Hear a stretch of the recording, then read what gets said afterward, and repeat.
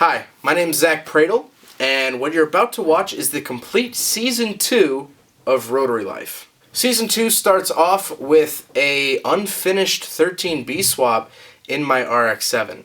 Will I finish it? You'll have to watch to find out. Enjoy.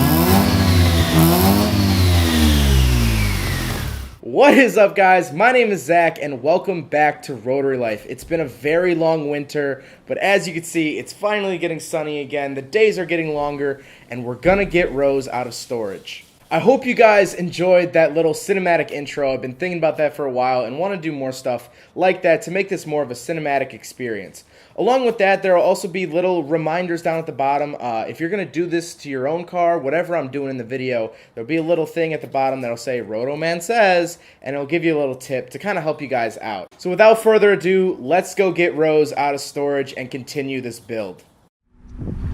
Well, guys, today's the day. We are going down and picking up the RX-7.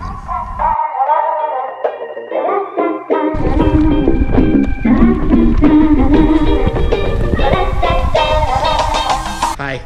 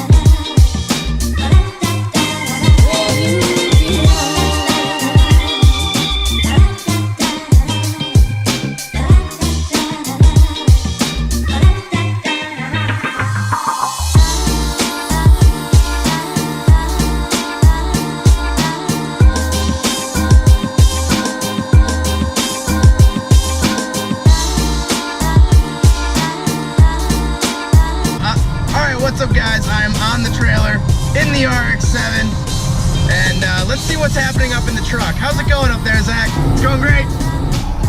I can't wait for it to be done.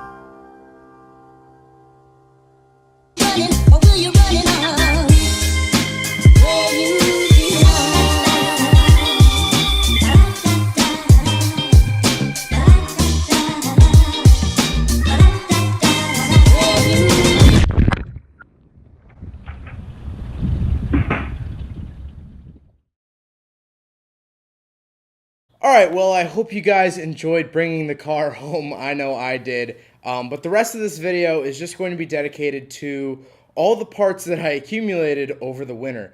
So I'm literally just going to list off all the parts and show them to you.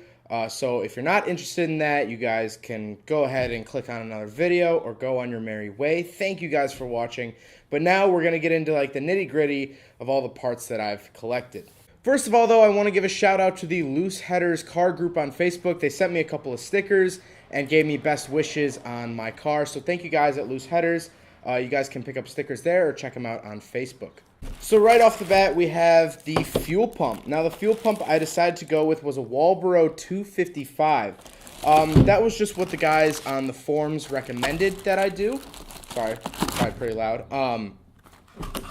It's a Walbro 255. Now, I know there are a lot of counterfeits out there. I don't believe this is a counterfeit. I paid the correct amount of money for it, but there's always that chance. So if you guys are looking at fuel pumps, I went with the Walbro 255, and just be on the lookout for that. I did make a video about this, but the oil cooler that I got is off of a Turbo 2 RX-7. It should bolt right up. That's what I've been told, at least. So if you guys want to check out that video, link will be down in the description below, along with all the other videos that I made over the winter time. So it's a stock Turbo 2 oil cooler. It should bolt right up to it. Again, we'll find out. Of course, we'll see in the video where we hook up the cooling system, but that's what I have. It's a Turbo 2 oil cooler. So this is the radiator that I decided to go with. It's all aluminum. It's a triple row radiator.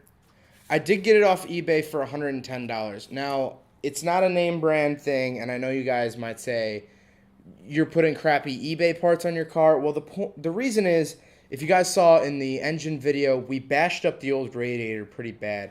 And as of right now, I'm just going to use this just to get the car running. A lot of these parts are just to get the car running, and we'll upgrade them later. But it seems like a pretty solid radiator, and you can't really go too wrong with radiators. As long as it doesn't leak and flows properly, it should be okay, at least for a little while.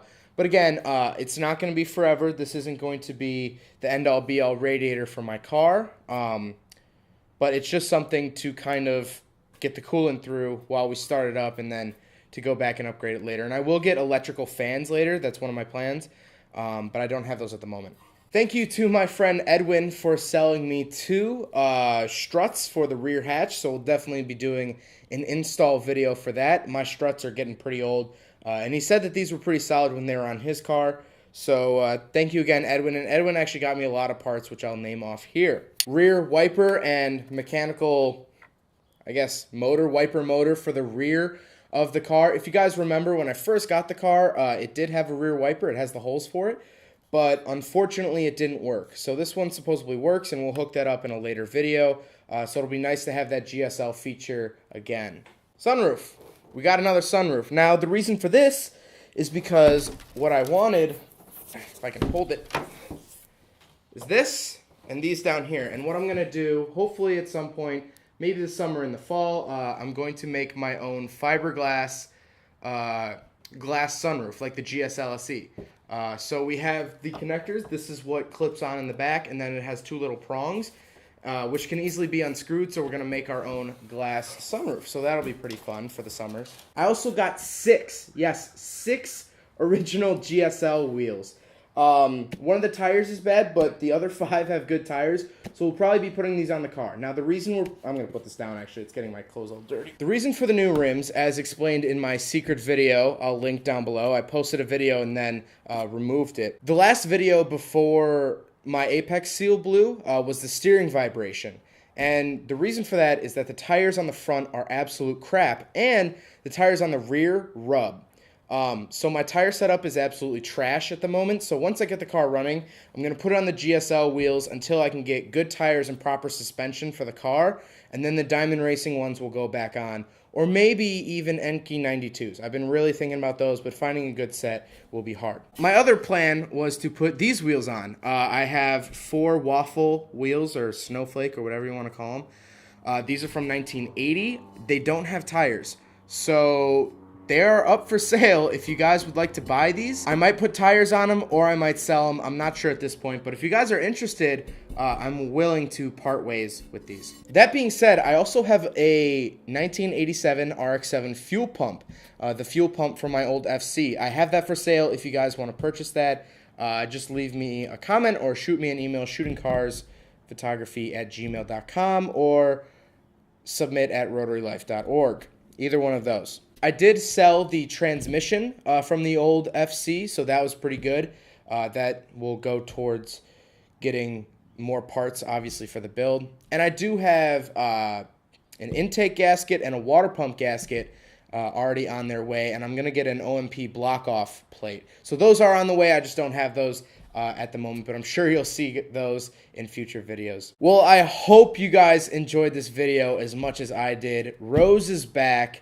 We're going to continue the build. Rotary Life is back. I'm so excited to get this build going again and finish up this car. All right, what's up, guys? My name is Zach, and today we are going to be replacing the rear window struts on my 85 RX-7. So I got a couple comments asking about how to do it. So this is going to be more of a how-to video. But I got some new struts from my friend Edwin, so go check him out on Instagram. I'll put his Instagram name up on the screen. He's building a LS swapped first gen RX-7, so that's really cool. So here it is.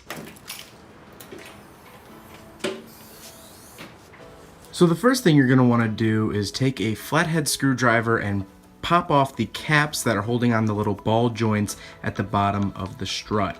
Once those are off, you can pretty much just pull the bottom end off, but before you do that, go up to the top and pull off the Jesus clip. It's a little piece of metal, and it's called that because when you drop it on the ground and eventually lose it, you go, oh Jesus. Once those are off, you can pull the pin out of the top and the whole entire strut comes off. Then go ahead, put your new strut on, put the pin through and the Jesus clip,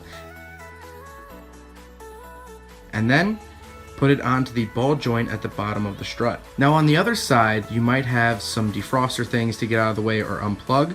There are two little plugs right near the bottom of the strut to pull out, and then you can unscrew whatever is hanging on the strut. After that, it's pretty much the same thing. You pop the cap off the ball joint and pull that off, and then pull the Jesus clip off and the pin out from the top, pull it off and slap the new one on.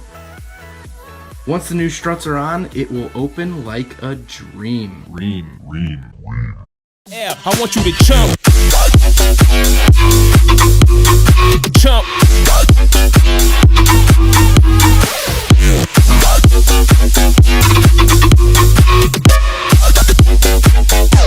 Like you trying to get stuck in it. In the air.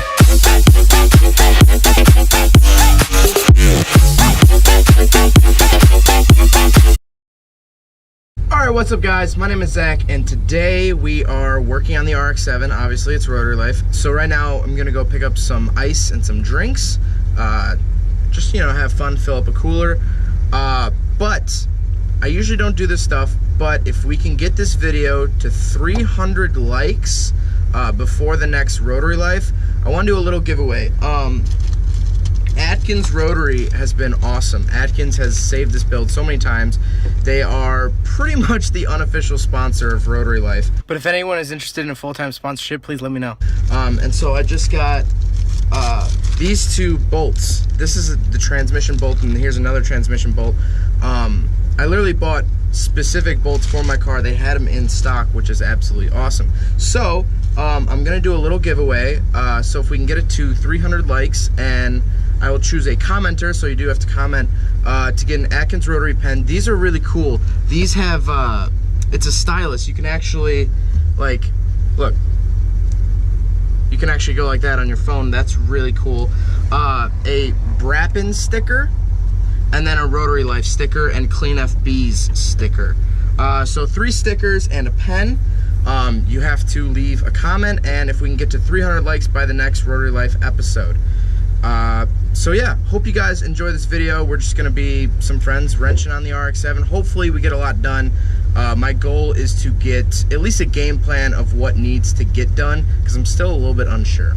But here we go.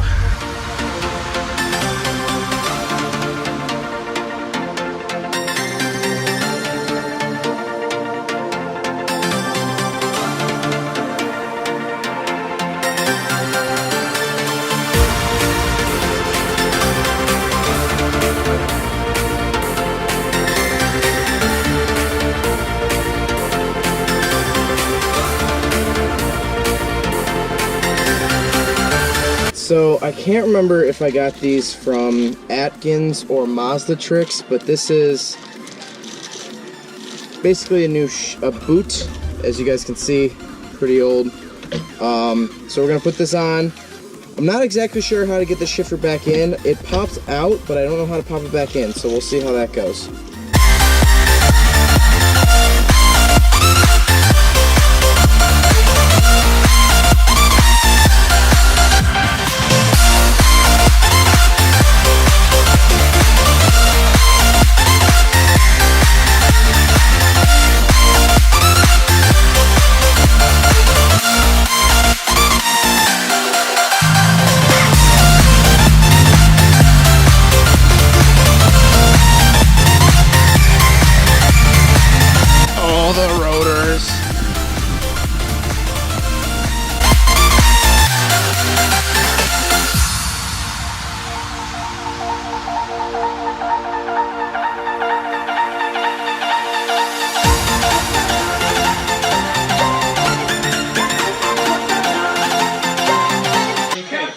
You have to plug in the battery to the car for the car to turn on. Haha. Alright, take 2. Action.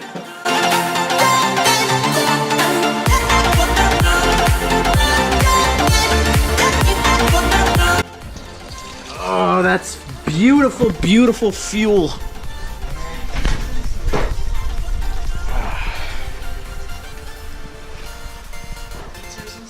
Features and series.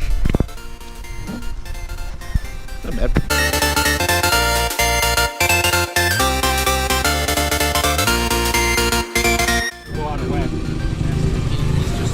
Yeah, it doesn't ever go past 4.5 either. What number? The resistance on the TPS, yeah. It's at wide open throttle, like 4.6 is like the most I'll get. So I think I gotta replace that.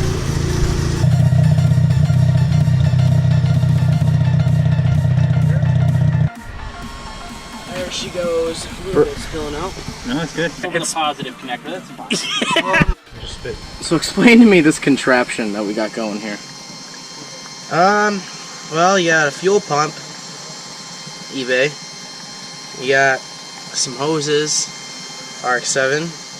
You got a bucket of premixed fuel going into a D6. So, oh gosh, I did it. I let it spit. The better question is, how safe is this? I'm standing here with a fire extinguisher, We so could die any second. Ambulances are on standby. I don't think that's true, Alex. I am gonna have to lower this a little bit. That shit pumps, dude. Yeah, it does. It says it's rated up to 500 horsepower. There's only 500 horsepower in this driveway. Yeah, let's not pump it all out because there is like doo-doo in the We'll bottom. get ready to cut it out.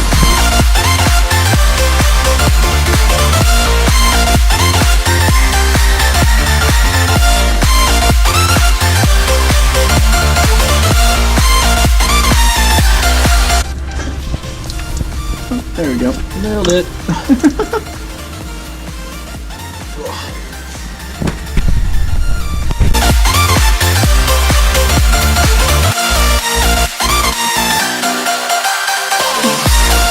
But we spent pretty much all day draining the fuel out of the gas tank because it still had fuel in it. We put the new fuel pump in. I just have to go and get lines.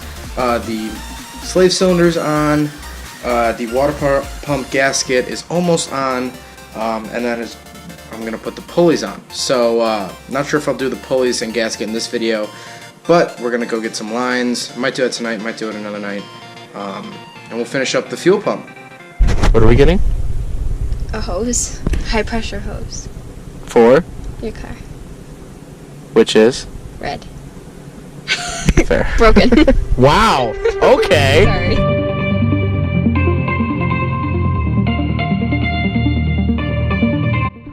So I went to go test fit the fitting and it won't come off, so I bought it.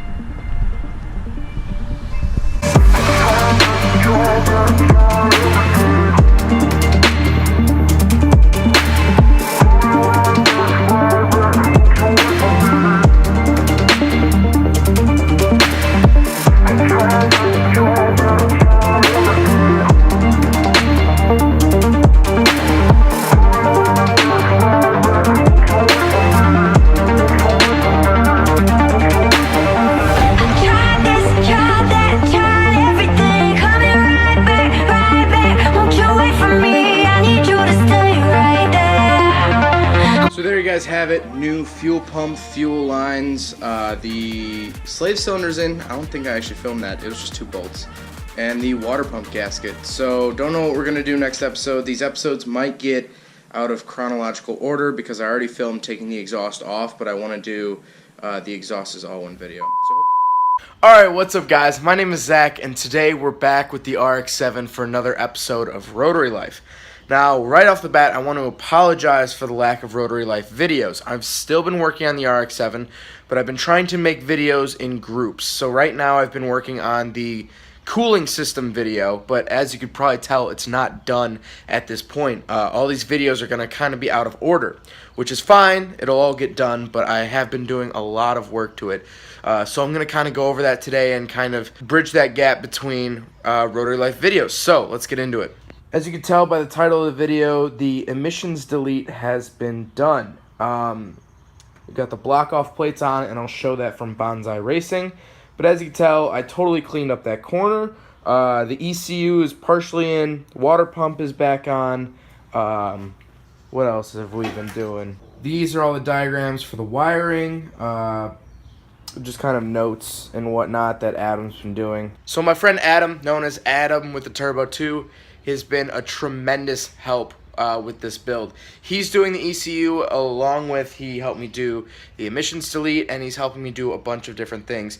Basically, it's all down to I need a couple more parts in the mail, and then it's just down to us putting it together. That's it. All the parts have been ordered. This car's coming along quick, and it's really awesome. But again, thank you so much to Adam with the Turbo 2. He sat down one day and made a list of everything I needed to do, everything I needed to buy, every part I needed, which was super helpful. And then, of course, he started wiring the ECU yesterday, along with helping doing the emissions delete. And also, he's just giving me a lot of hope. I mean, he does this, that it's like his side job is to help people with their rotary cars. So he gives me a lot of hope and a lot of faith that this thing will actually run. He's also kind of led me to cleaning up the engine bay, making it more presentable. So these are some of the cooler and heater lines we're painting black. Where is it?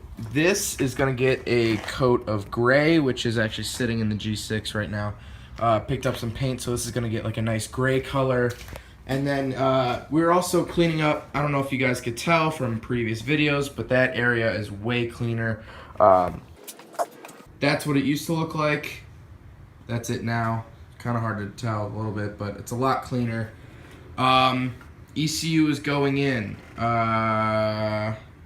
Radiator, we have the new radiator. We got electrical fans, but that'll be its own separate video. We have taken out the battery.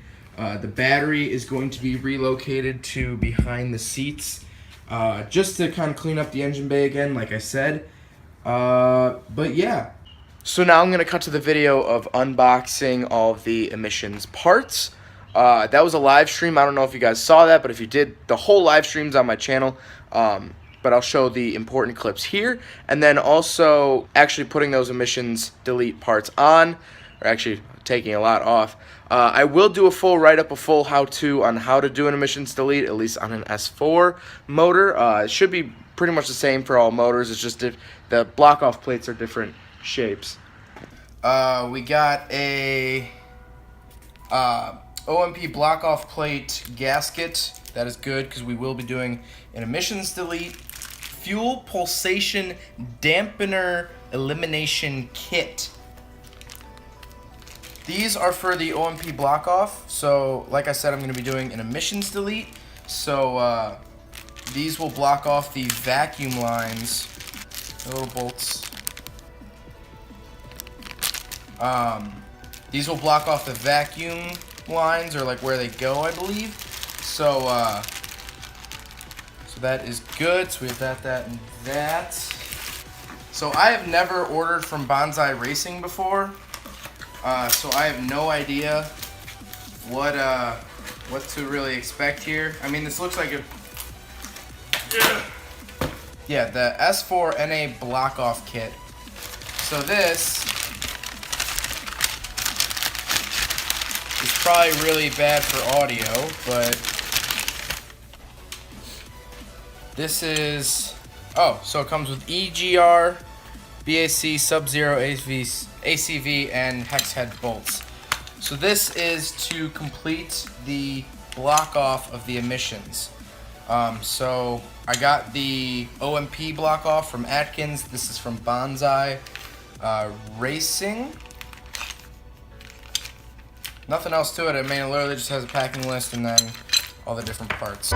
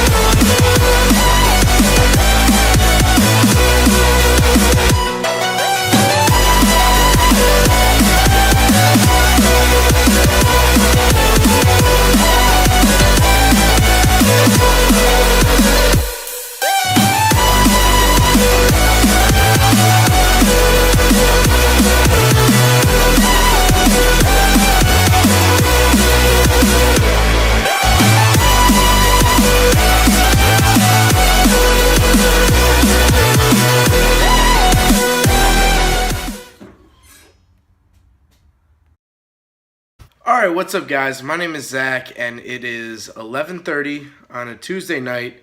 I think I'm getting a cold and I made this s'more in the microwave.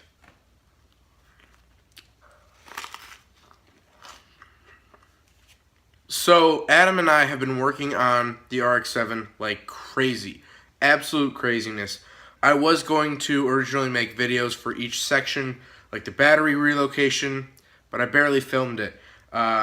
The radiator and cooling system, that'll get its whole own video, but things have been just going so fast that I haven't had time to really set up the camera and film and whatnot, so a lot of it will get skipped. But if you guys have any questions at all about any of this stuff, I'm more than happy to answer it. So I'm just going to go over how the car currently sits as of Tuesday, May 30th, I think is.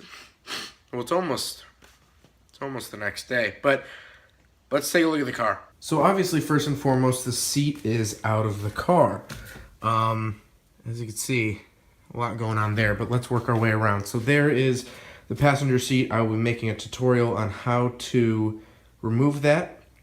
Got a lot of brake clean, parts, lawnmower. Up front here, as you can see, a lot is back in place. The oil cooler has its own custom brackets and custom lines. These are from getfast.com. Alternator's back on. Lower intake is back on, not upper intake though, but we'll get to that. The battery has been relocated, so this is the new positive, whatchamacallit, and these run all the way around and through the firewall there. This, what is this? We got fuel lines, fittings. We will be doing the fuel lines and all that stuff. This is all the stuff that we've already done. Pretty good looking. So then in here, as you can see, the carpet is all ripped up. This is where the battery now sits. It's inside the little back compartment. I will be getting a new battery just because this one's so big. I'll probably be running a Miata battery.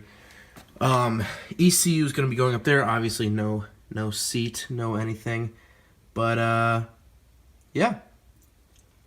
Oh, and another cool thing is that Adam put in a circuit breaker. So, flick that up. And then if we come inside the cockpit, we have power. I don't have the key with me, but the radio works. I'll show you a little Snapchat. The radio is broken, so it keeps cutting out, but the radio does work.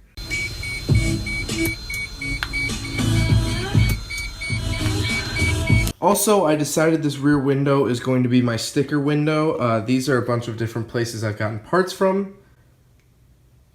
Hi Mazda. And so I've decided to keep this window clean. This is going to be a clean window, and I might get tints eventually.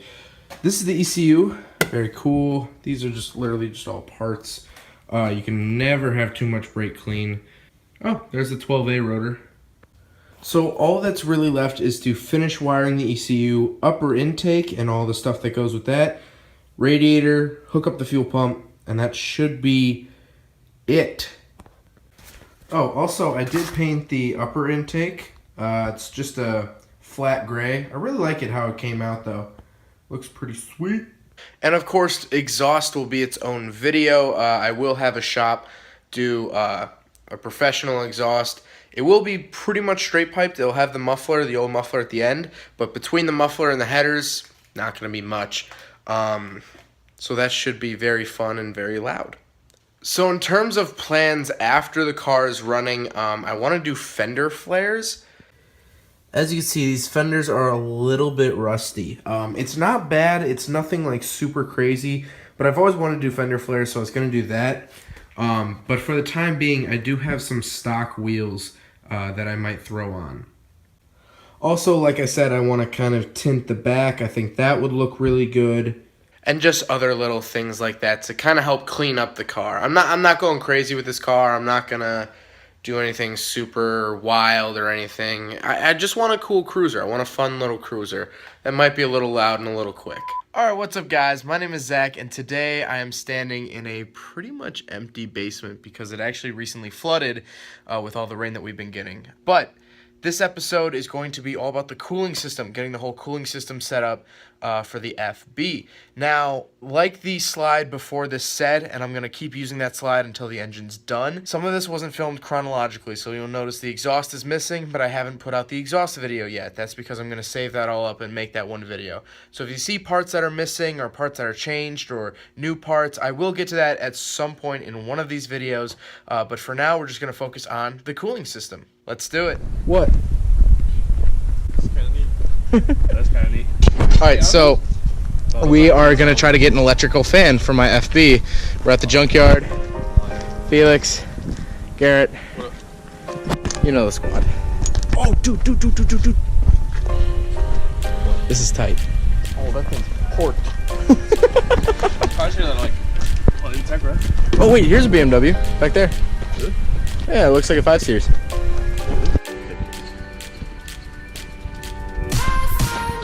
We got 2 BMWs here. Dude. These things are awesome.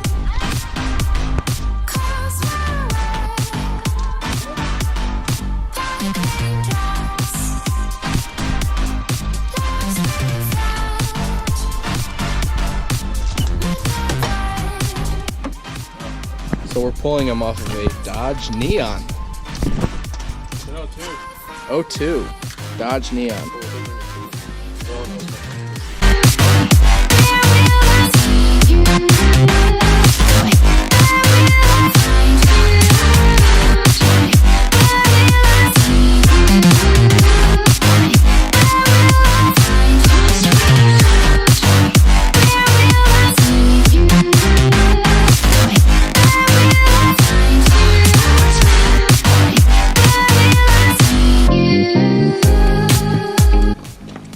And it's been like that because, oh, there goes the resistor. Oh. That's good. Yeah, this one won't work. Unless you can find... That's too much work. Yeah. This would have been the perfect size though. Yeah. Well, is there another Neon around here? Probably some Phone's ringing up. So the last one was broken after we pulled it out. So this is another Dodge Neon. Looks to be the right size. A lot less stuff to pull, so hopefully it comes out a little bit easier.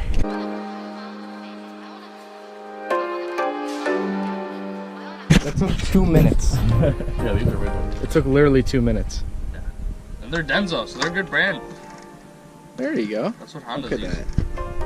Oh, and Hondas are good brands. Had a little bit of an oil leak. But that won't affect the fans. Better lubrication. Should have brought my multimeter. Technically, I can't do it. Should have brought like shop towels too. We should have brought a lot of things. Spit on them. Lick 'em. You want? No, I said spit on them and then like rub them. It's the way Jim's doing it. Go ahead. Ooh, there she is. Okay. That's one. That's one. 1 for 2. Come on. Come on.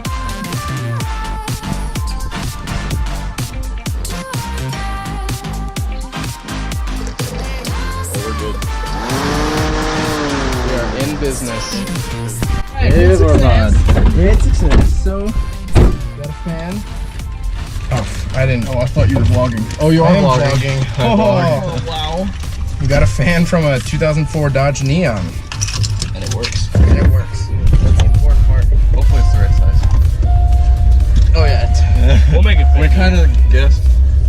But if it's too big, you can kind of cut the shroud down and like make it fit. You're gonna have to cut the shroud anyway to like to get it to like mount up to the new radiator. But it should be good. All right.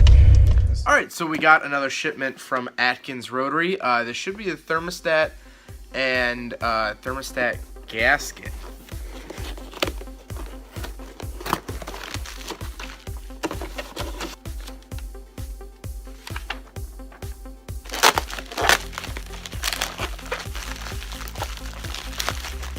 Thank you, Atkins Rotary, for 2 more pens. I absolutely love these pens. Again, these parts are from Atkins Rotary, and also repping the first gen RX-7 shirt. So this is the thermostat in which I got. Pretty neat. I mean, it actually has like Japanese writing on it, so it's like super JDM. That's all it is. I believe this is for the 85 through 93, something like that. It's on Atkins' website.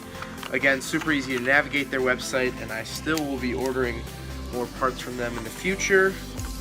And then this is the thermostat gasket, which actually looks like it has some type of film on the back, like a sticky pad maybe? I'm not sure. Obviously you'll see me putting it on, but really nice. It doesn't seem to be Mazda genuine, or like a genuine Mazda. Like usually they have like a little tag on the top.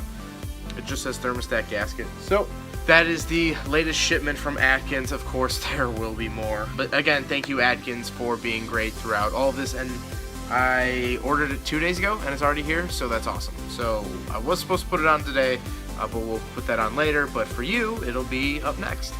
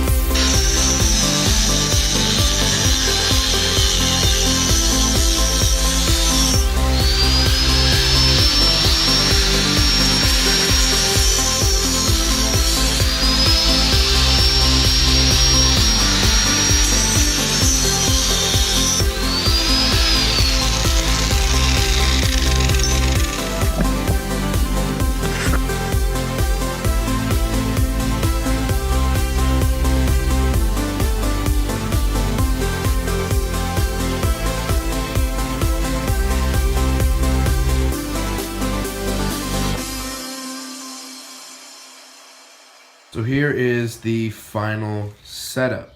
So I know I kind of skipped a little bit, but I have these fans mounted on. They are held with zip ties. Now these are not going to be the permanent fans. As you guys saw, obviously we pulled them off a junkyard car, but they are mounted up. As you see, bolted up new hardware, and that's it. We're going to wire up the fans. They have these two connections, and then the car should be ready to take on the cooling system. Oil cooler, these are lines that Adam made, as you guys saw. AN lines, I believe they're called, but they run all the way back there. Steel lines, cut and everything. Super sweet. And this, the oil cooler, is mounted on. It's really hard to see. We just made little brackets out of metal to kind of bolt it in place. So I hope you guys enjoyed the video. This should be close to the last build video because the next video will either be called starting the 13B or the 13B explodes. It'll be one of the two. So the next video will be attempting to start the car. As you can see, it's pretty much all put together. I have to put the hoses on for the radiator and then the upper intake, and then we are set to go. But then there will be another video about the exhaust, but we're going to start it up without an exhaust. So, alright, what's up guys? My name is Zach, and today, hopefully by the end of this video, the car will at least turn over. Now it's not going to be drivable. We still have to do a little bit of intake. I have to get a different air filter. We still have to do the radiator. I'm not sure if we'll get to the radiator, but we can still run it without coolant, just not for a long time. And of course exhaust, and then I do have to go get it re-registered and reinsured. But we should turn it over tonight at least. That's at least the plan. So before we do that, I am using SAE 2050 racing fuel Valvoline, or I was recommended Castrol, but the shop didn't have it. So I'm running Valvoline, and I got 2 of them because right after we drive the car for a little bit, we're going to drive around the neighborhood. Of course, I'll film that. We're going to pull it back into the garage and do an immediate oil change. That's for anything that might have crawled inside the motor and died, like a spider or fly or whatever, any dust in there. And I also got a new filter, so all that stuff will be collected and won't keep going in the engine. It's a good idea to do that after an engine's been sitting. We do have to fill up the trans, and for that I'm using 75 W90 gear oil, 2 quarts of this, and then power steering fluid. That's because we capped off the power steering. It never had power steering, but it wasn't capped off properly, so we're going to add some fluid to that. So let's get into it. One more thing is I did get spark plugs, NGK. You guys know the business with that. They are rotary spark plugs. NGK, recommend them.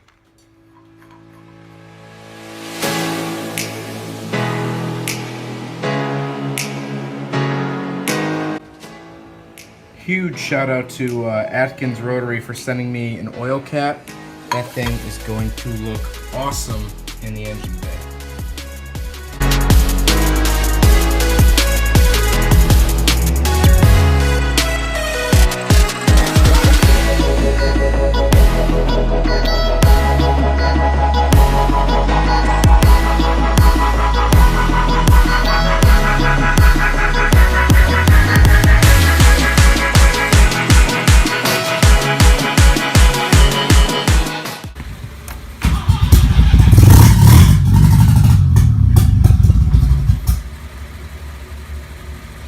So we spent pretty much the whole night trying to crank the engine over, and it just didn't want to start. It has good compression, which is key, which pretty much, if you don't have compression, your engine is dead. You're done. But it has good compression. All the apex seals are good. It's getting fuel. 99.99% sure it's getting spark, because we tested it outside of the car. So I guess we're gonna be back at it tomorrow, but I guess we'll just have to see. We'll get it going though. We'll get it going. I guess we'll find out.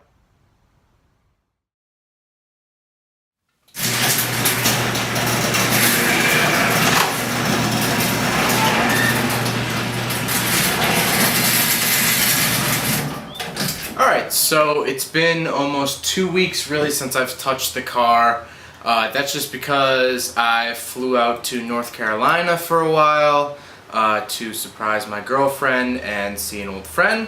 And then just scheduling conflicts between me and Adam. But today, hopefully the plan is to take a look at why the engine isn't holding an idle. I think it's something with the injectors, timing, or vacuum lines. So we got some starter fluid that we're going to spray around the vacuum lines, and if the engine speeds up, then we know that there's a vacuum leak. I also got new seals for the injectors from Atkins, which I had new seals except for one of the injectors.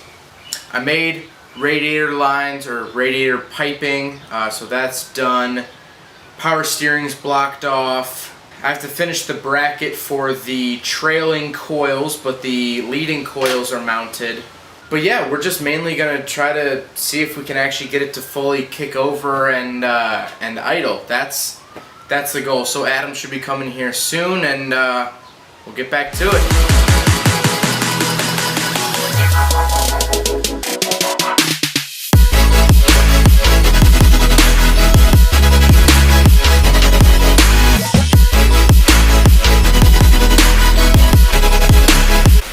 Do it again.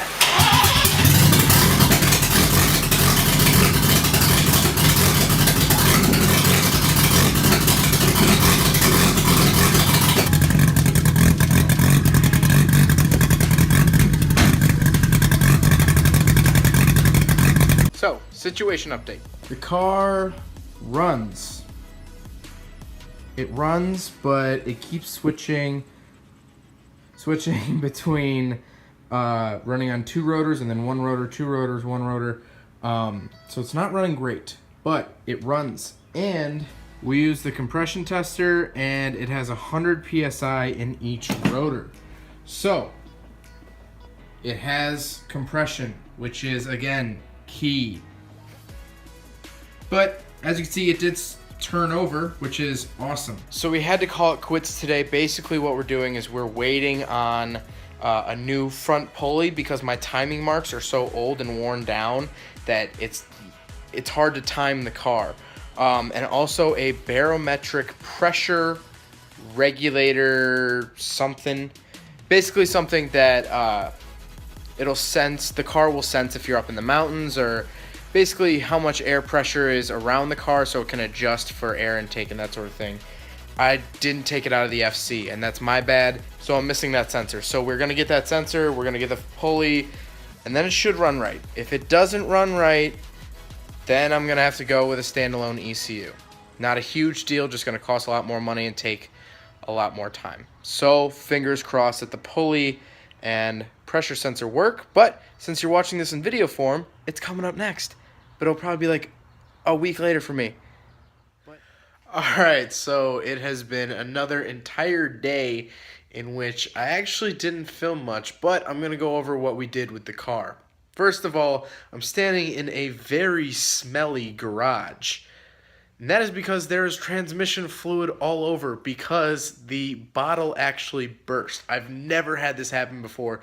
The transmission fluid bottle actually exploded on me and all over the floor because we were pushing air into it with a tube that would push the liquid up into the trans to fill the trans. Luckily, we did fill the trans. The transmission is all filled up and everything, but it sprayed everywhere. Another little bit of footage is a couple of friends stopped by, Felix and Garrett and Andy and Nick, and a couple of them took snap stories and stuff.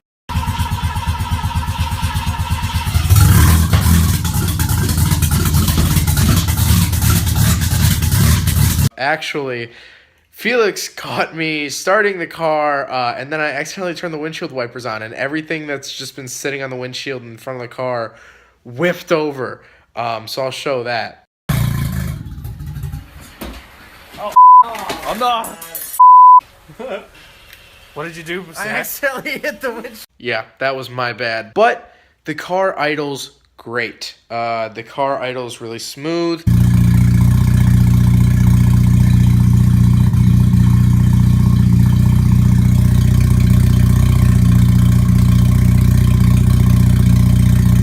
But once we start revving it up, then the timing gets off. So if any experts out there or anyone knows any idea of what's going on with that, once we start revving it up, then the timing gets off. But once I'm not applying any throttle or anything, the timing is perfectly normal. So that's where the car stands. I'm going to cut the video here just because it's been so long since I put out a Rotary Life, and I want to update you guys on what's going on. The engine runs. It has compression. It runs. There's a couple other things that we have to do. The water pump leaks. We did fill up the water pump, and it leaks. So that is something we have to figure out. But other than that, it's got a small water pump leak. It doesn't want to rev up, but the engine runs. Again, it has great compression. That's all I'm really worried about. And this build is getting under. Welcome back to another episode of I'm Filthy. So, first of all, let's go do the water pump.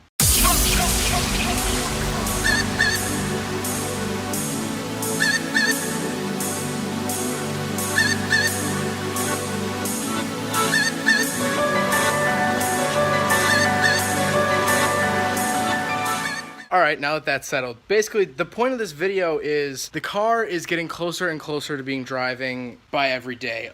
Really all that we have to do at this point is hook up the throttle cable, mount the trailing coils, and that's really it. So today is Wednesday. On Friday, I'm hosting a car meet, and my plan is to drive this car to the meet. It starts, it idles, it revs. We just got the tach to work, so the tach is hooked up. It's all coming together, but we have really now Thursday and Friday morning to get this thing fully moving. I just got the registration updated. It's coming together. Here's a little clip of Adam tuning it today, but as you can see, it started raining, so we just called it a night.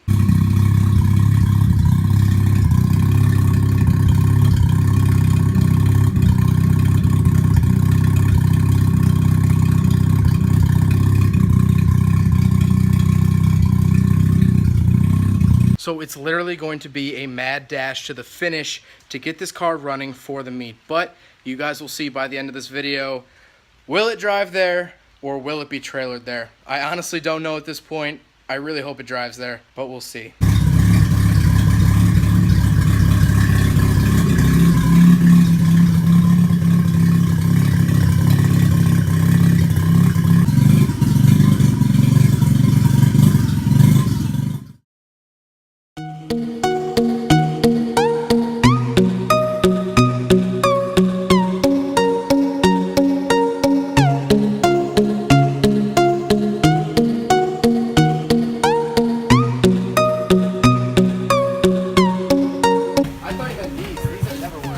I have LED inserts though. Take a lap. We're close. Real close.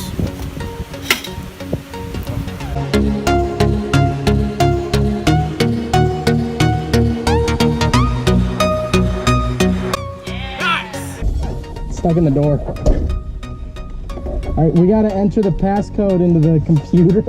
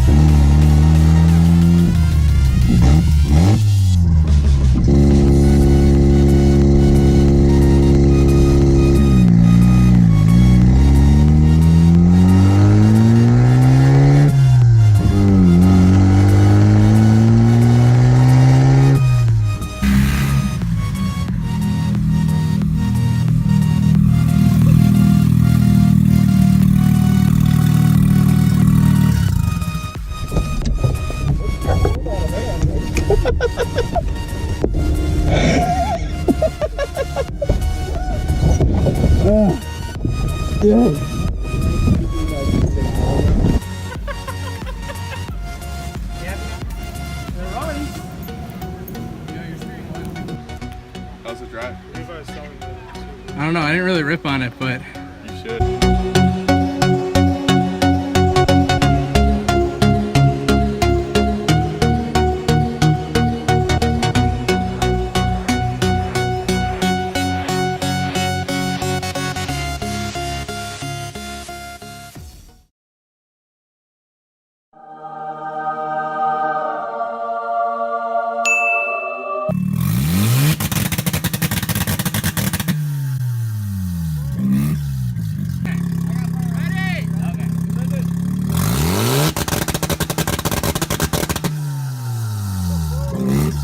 have it, guys. On this like 95-degree day, the car runs. It's gonna have hiccups. For some reason, it keeps shorting itself out, and now the headlights are on.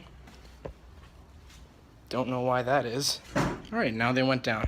No clue why. All right, but it's got some hiccups, but it runs, guys. It runs. It moves. I put a mile on it. It's at 167,000 miles now. TAC works. ECU works. I haven't showered in a very long time. I'm gonna go in and do that. I 13B swapped an RX-7.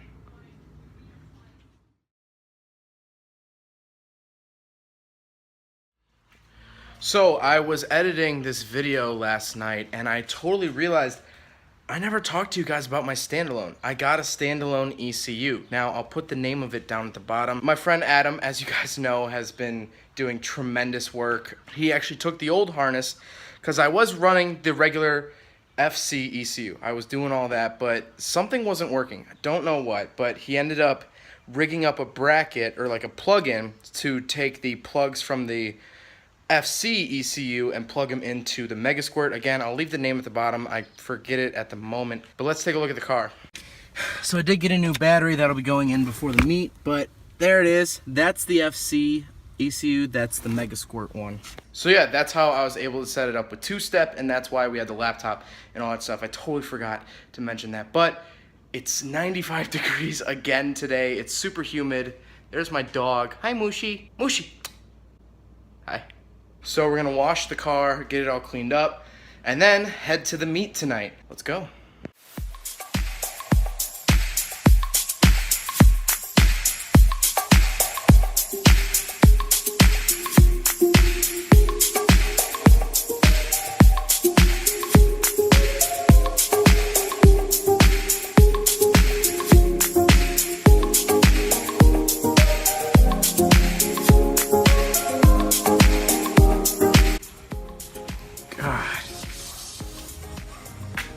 It's a good looking car.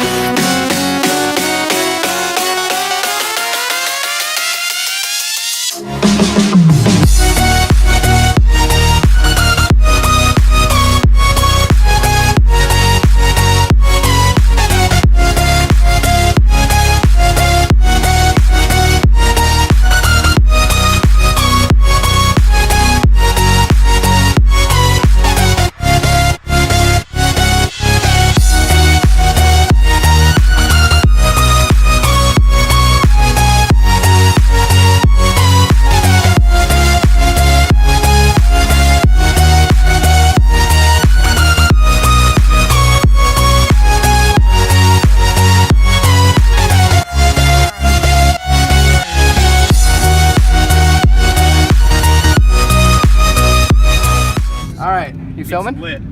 All right, so I drove here without a sticker. Is everyone ready? Is everyone ready? Oh, yeah.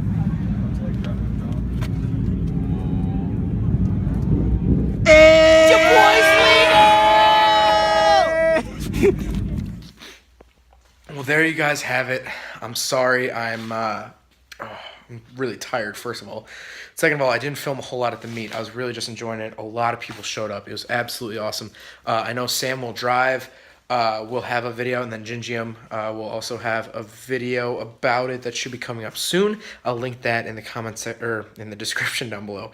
I'm really tired, but I crossed over. I'll put it up here, 170,000 miles, which I was 4 miles short when the engine blew. So that's absolutely insane to me. Washed up the car. The meet was great. Everyone was loving it. I'll put at the end here some Snapchats that everyone's been taking. It's good to have a car again. That's just, it's nice to be proud of something and bring something to meets and actually say, hey, look, I did this. And it was a lot of fun to see a lot of people's reactions because it was the first time seeing it for a lot of people. The only reason the hood's up right now is I'm just trying to cool it off. I had the electric fans running for a little bit just because it's open header. First of all, it's super loud. I had to turn the car off at the corner of my street and then just coast all the way into my house. But because all the heat is collecting right at the end of the header, which is right there. So I'm just trying to let some extra heat out. Nothing's wrong with it. Again, or actually, I don't think I mentioned it, but the car doesn't want to go into reverse. So we're going to have to take a look at that. I think it's a bushing, not sure, but we are going to have to pull the trans again because it is leaking again. We're going to have to reseal it. It's not a big task, but you'll see it in a video. So I hope you guys enjoyed this long video. It's been crazy. It's been a crazy trip, but the car runs. It's on the road. As you guys saw, it's legal. I went to the meet without a sticker because I forgot it at home, but it's legal. It drives. Yeah, it's not noise legal, but it is crazy. So thank you guys so much for watching. Thank you guys for sticking with this build. Rose runs. It's going to need some tweaking, but I mean, you guys saw it. You guys watched me buy the 12A car. You guys watched me blow the engine. You guys watched me found the FC. And now stage 4 is complete. The swap is done. So a lot more to come. So thank you guys again so much for watching. Don't forget to rate the video, comment on the video, subscribe if you really liked it.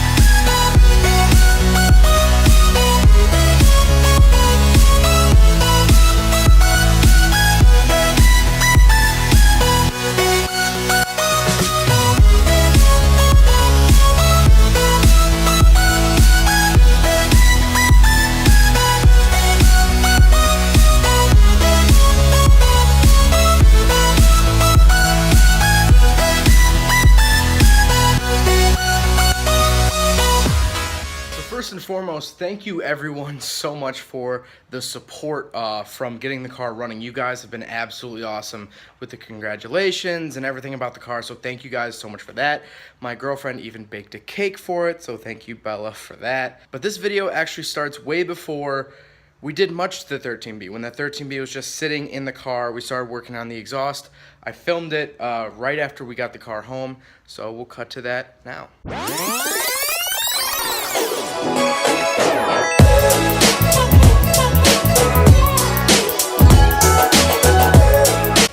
So with some investigative research, where is it? Where did it say it? Oh, right there. That'll show up on camera. There. Made in Italy.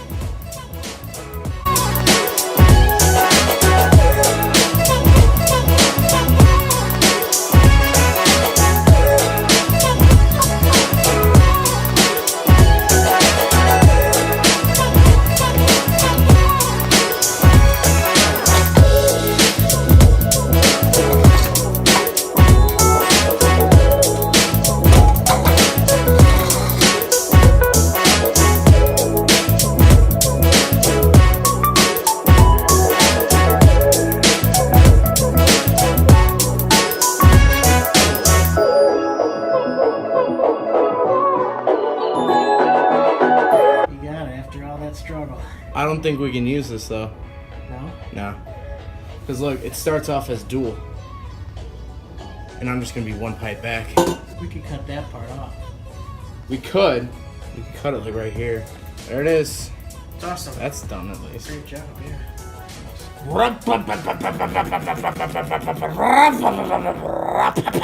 About what it used to sound like. Shine that baby up. Oh, it's actually not bad at all. No. It needs a little bit of TLC. Is this scrap collectors? Stay away.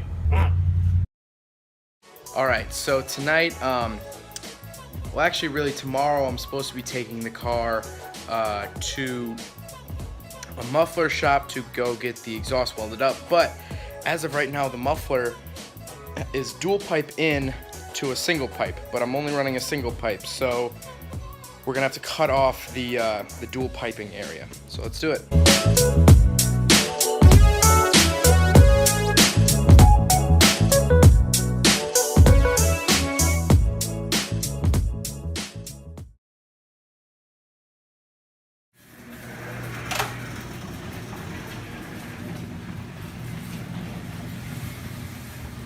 All right, so it is 7:20 in the morning. This is an open apology letter to my neighbors, but we're gonna take the RX-7 in, see if we can get an exhaust put on it. We're gonna take it to an exhaust shop in downtown Aurora. I'd really rather not take it out in the rain, but you gotta do what you gotta do, so here we go.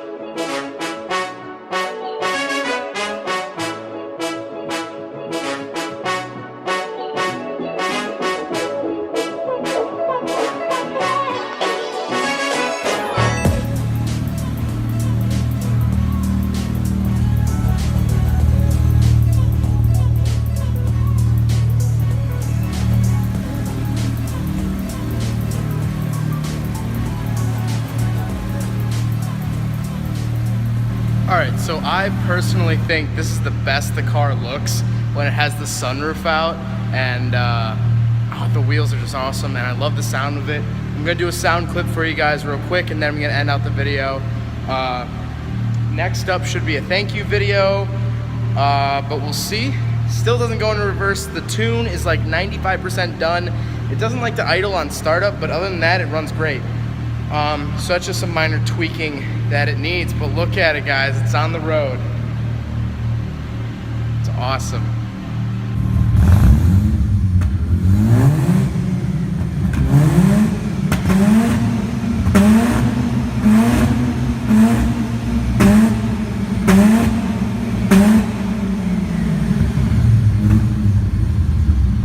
I also forgot to mention the exhaust is just a stock S4 header with a pipe that comes all the way back to a Racing Beat muffler. So I'll leave a link in the description down below to the muffler, but it sounds great and I love it. So hope you guys enjoyed the video. Don't forget to rate the video, comment on the video, and subscribe if you really liked it. Take care, guys.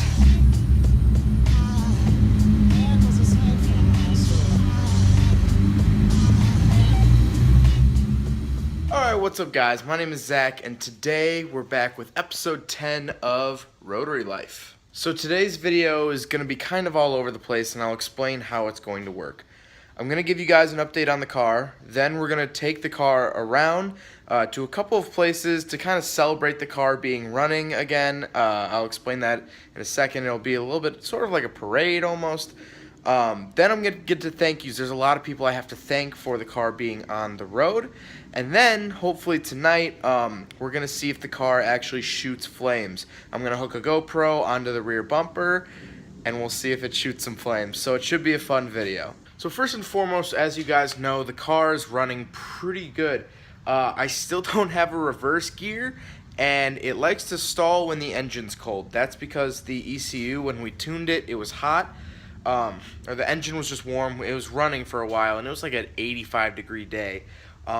So when the fans aren't on, the motor's pulling too much power, and it doesn't want to idle. But once those fans kick on, it idles right at 1,000. It sounds great. So other than reverse and the slight idling problem, the car's been fantastic.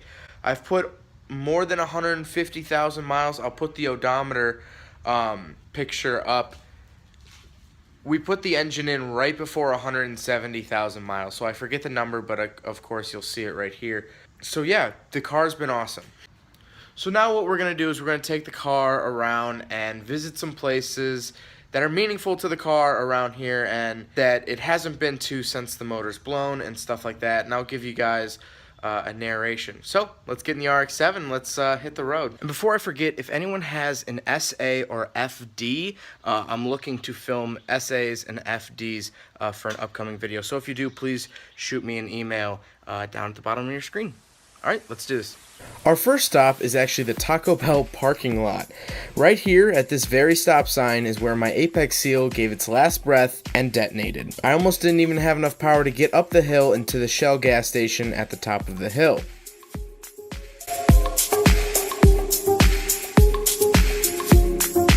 Our second stop is my local Mazda dealer, the first place I brought the car after the Apex Seal had gone to see if they could diagnose the problem. They rejected my car, saying it was too old for them to work on. Our third and final local stop is Votel's Auto in Warrenville, Illinois. This was the second shop I brought the car to, and after they tinkered with it for a very long time, they couldn't figure out what the issue was. Now, they don't have a lot of experience with rotaries, but they have done very good work with all of our other cars. Unfortunately, they couldn't diagnose the Apex Seal, so that is where I pulled up the flatbed and brought the car home. Now, actually, before I get to the thank yous, I'm going to put the radiator cover back on. I've been meaning to do this, but I just simply forgot. Hopefully, I get a new one of these. I've been looking at the LRB Speed little radiator plate, but I literally don't have the money right now. Rose has taken every single dollar away from me, but I love it. So once I get some more money, definitely gonna get one of those, but we'll throw this on real quick and then get to the thank yous.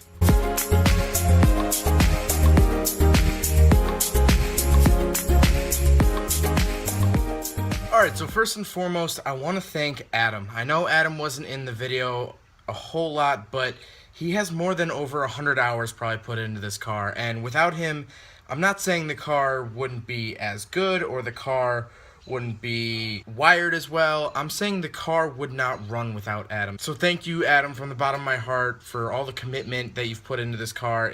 You've been the biggest help out of anything. So thank you so much, Adam. I'd also like to thank Garrett. Garrett Martin put a lot of time and effort into this car, along with CJ and Derek for helping pull the 13B out of the car. Felix, thank you for coming in clutch with the radiator hose at the very last minute. I really appreciate that. I want to thank my parents for letting me use their garage for a couple of months. It would have sucked to have done that in the driveway. Thank you to Atkins Rotary. They have been fantastic during this build.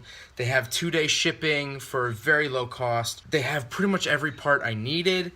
So thank you guys so much at Atkins Rotary. I cannot recommend them enough. They've been absolutely awesome throughout this entire build, and they've gotten me parts when I need them. Last second. They've been great with handling orders, of canceling orders, changing orders, and that sort of thing. So thank you guys out at Atkins Rotary. I want to thank everyone that stopped by to see the car or help the car in little ways. There's a big group of guys that came out to watch the car take its first test run, which was absolutely awesome. Thank you guys for the support of that. And last but not least, I want to thank you guys, the viewers.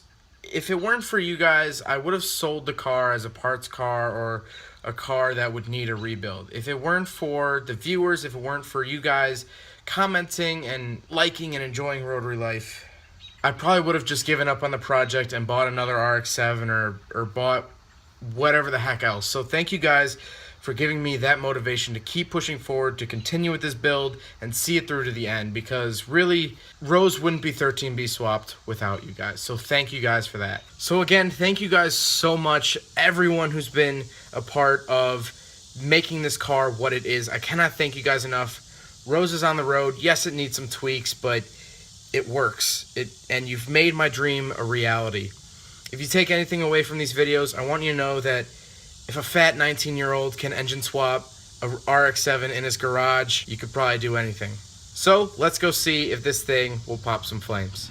All right, so right now I'm in a Doctors of Physical Therapy, Cleaners, Dairy Queen, very American strip mall. It is 1 a.m. in the morning.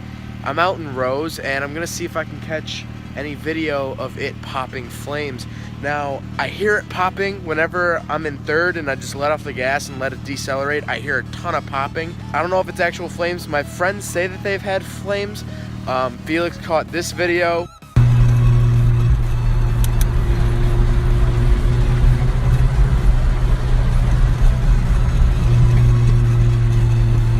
the end of it, you see a little bit of flames popping. So we're gonna see if we can pop any flames here in Rose tonight.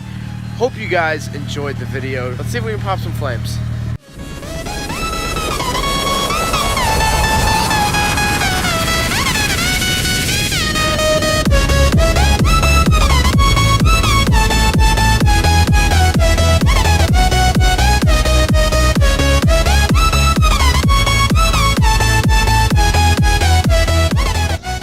Alright, what's up guys? Unfortunately I have to report to you this time with the hood popped on the RX-7. It wouldn't shift, I'm sorry, not shift, it wouldn't rev above 4,000 RPM. I'll show a video here.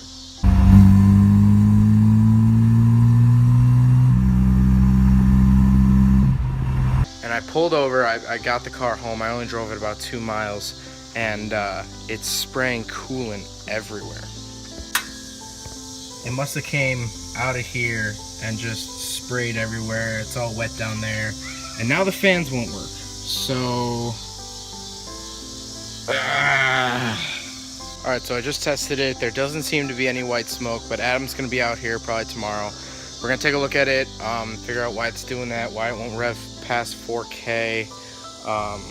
Another day in the life of owning a Rotary, guys. Alright, so let me explain what happened.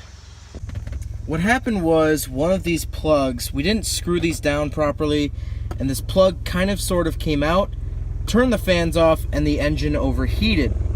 Adam also tuned the car to whenever it gets way too hot, it just starts dumping fuel into the housing, so then the car is basically in a limp mode. It won't let it rev over 4,000 or else it dumps all that extra fuel and bogs out. So the engine's fine, it totally runs okay now. I really thought I popped a coolant seal, but I'll put a video of here of a RX-7 that I saw that did have a popped coolant seal, and you'll see the differences.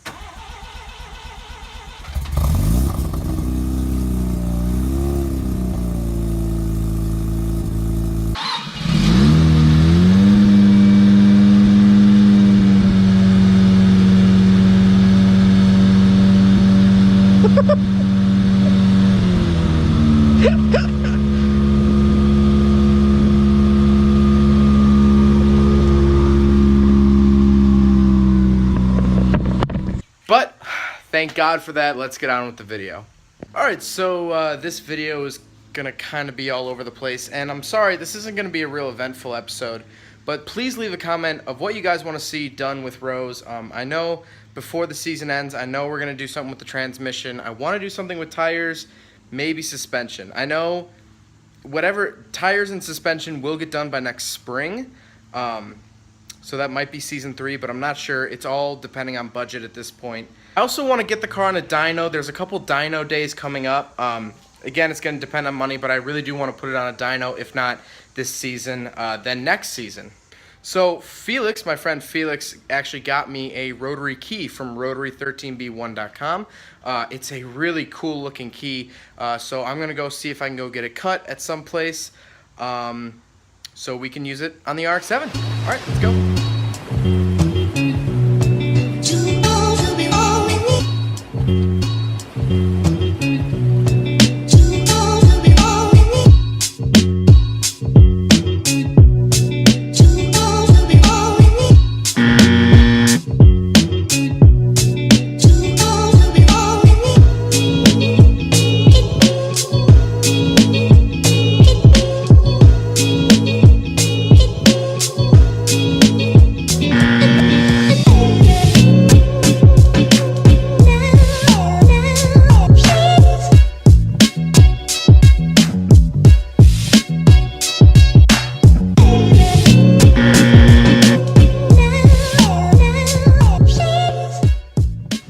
So that didn't quite go as planned, but hopefully by next episode I'll find a place that can freaking cut that key.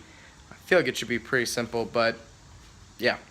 Well, I hope you guys enjoyed this video. I know it was a little bit shorter, a little bit less eventful, but thought I'd share that. That was a horrible experience overheating it, but as you guys see, it's back and running now. I'll give a little odometer update. I think I'm going to start doing that in every video just to show you guys, you know, how far we've come. But thank you guys so much for watching, and now I'm going to play a slideshow. My friend Dustin actually did some rolling shots of Rose. I'll leave his Instagram down below, but amazing photographer. He took some rolling shots of Rose. So I'll play that now, and then the video will end. So.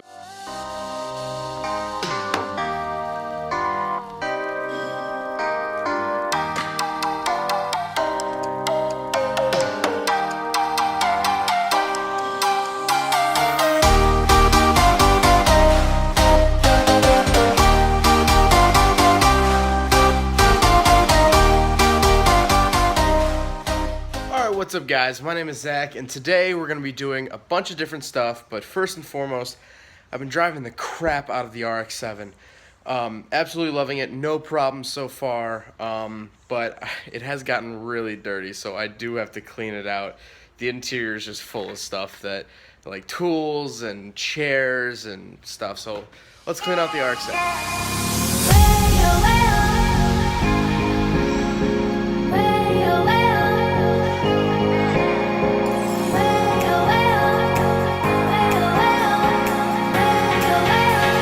Wow, you would not believe all this crap fits inside the RX-7, but at least it's clean now.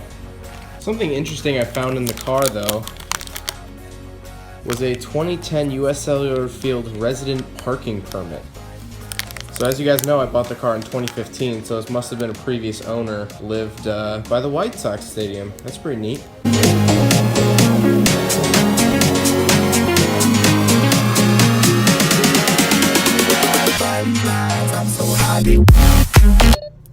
Alright, so apparently we're going to this place called Goldilocks to get the rotor key cut.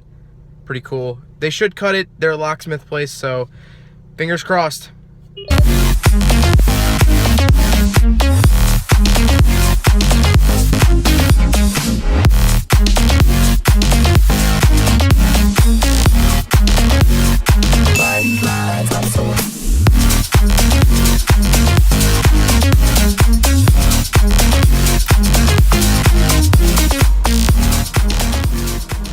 Alright, so now that that's done, I'm actually going to cut to the clips of buying the new transmission.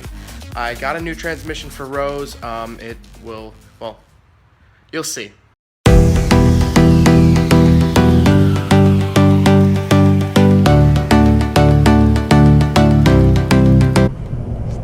Basil, what time is it? It's 12:34 a.m. and we're going to Round Lake, Illinois. 51 miles away. To do what? To pick up a potential trans for the FB. So we're gonna go pick up a trans. They're in getting snacks. Maybe. This guy's not responding now, which is like freaking me out. I go to sleep late. Yeah, he said he goes to sleep late. It was at 11:30. Man, if 12 o'clock is late to him. I really hope this man answers. Yo, Derek just made $20. Wait, how? You'll tell her. Talking about how we were going to pick up a transmission, so she was like, "Do you guys work on cars?" And we were like, "Yeah." And she was like, "You know, if you can put in like a headlight ballast in my Escalade?" And I was like, "Yeah." And she was like, "How much would you charge?" And I was like, "I don't know, $20." And she was like, "Give me your number." Yeah, dude, like that ass. She said, "Yeah, for sure." "Give me your number." Wait, she just randomly asked you, do you work on cars? Yeah, no, because like, she was like, because I told her, like, she was like, "Where are you going?" I'm like, "I'm going on a little road trip to go pick up a transmission for the homie." She was like, "Oh, you guys work on cars?" I'm like, well, "Yeah, a little bit." Yeah. And yeah, pretty much how it happened. $20 right there. Oh, we're in it. He sent the address. Oh, we're in it? We're in it. We're locked in. We're locked in. We're going. I got that young 2x4 and a honey bun. We in it. Yeah.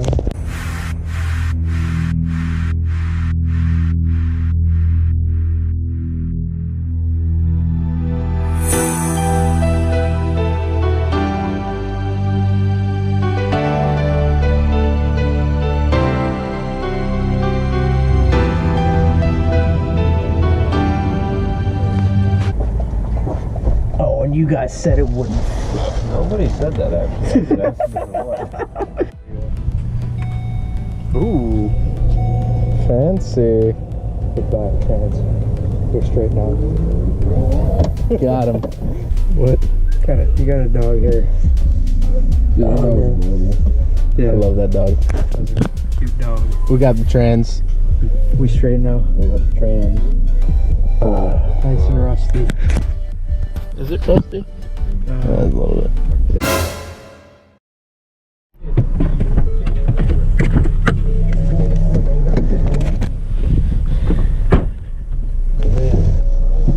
Where did it hit? Up here. Oh, what? The bed? Oh, dog. We could glue that. I don't know. It looks like an eyelid too.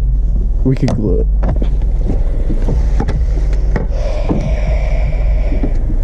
Oh, Dude, try and put it right here. we could. We yeah, broke we the could- brand new car. How would it break a brand new Ford Flex? This Ford Flex has 100 miles on it. Oh, we broke it. And it's what? It's 2 o'clock in the morning. It's 2:05. We already broke the Ford Flex. Mm-hmm. I'm mad about that. I'm mad too, and I feel horrible about it. I think it'll fit down here. If it can fit in there, that would be prime. All right. You want to lift again? We have more important things to think about than females at this point. Dude, no.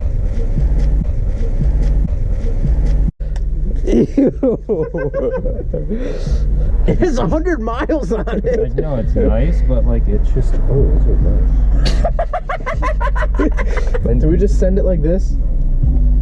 Your shifter's got a little bit of play in it. Might have to return this. All right. Should we hit the road again? I think this train should hit the road.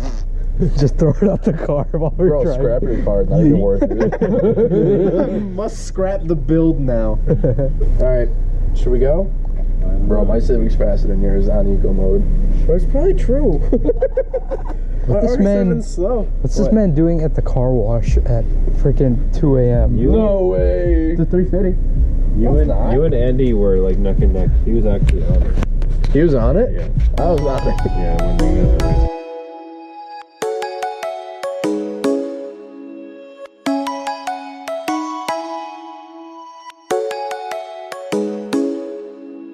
Come and fly away with me. Come and fly away with me.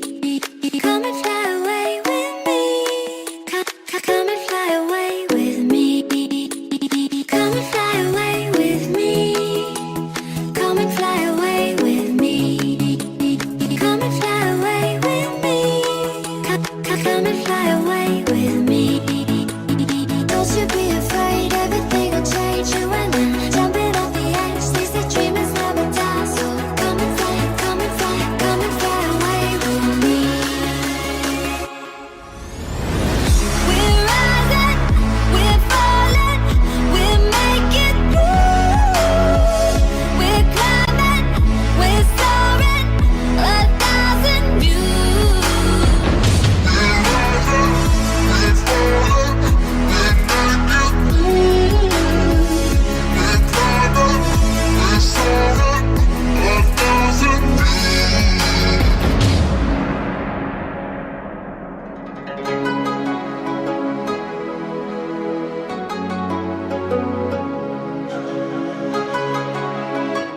So there you guys have it. It's a 1989 transmission out of a GTU, so it's a Series 5. That was one heck of a night. We got back. I got actually home at like 3:40. Yeah, it was crazy. But the trans is home, so now we're gonna go. We're gonna. I think I'm gonna order some bushings for it, rebuild it a little bit. I'm not gonna do like a full rebuild, but I'm gonna clean it up, sort of stuff like that. And then we'll put it into rows. So hopefully everything should bolt up. That's what I've read and what Adam has told me and everything. It should bolt up. We're gonna have to modify the shifter location a little bit. But other than that, it should bolt up. I will have a new thread pattern for the shift knob. So I'm going to see if my shift knob fits, because right now my shift knob takes an adapter. I don't know what the original thread pitch is. So we're going to check if that works, and then we're going to put the trans into rows. So then we should have better gear ratios, and then it won't leak, and I'll have reverse, which is the huge thing, is that I'll have reverse. So let's get to it, guys.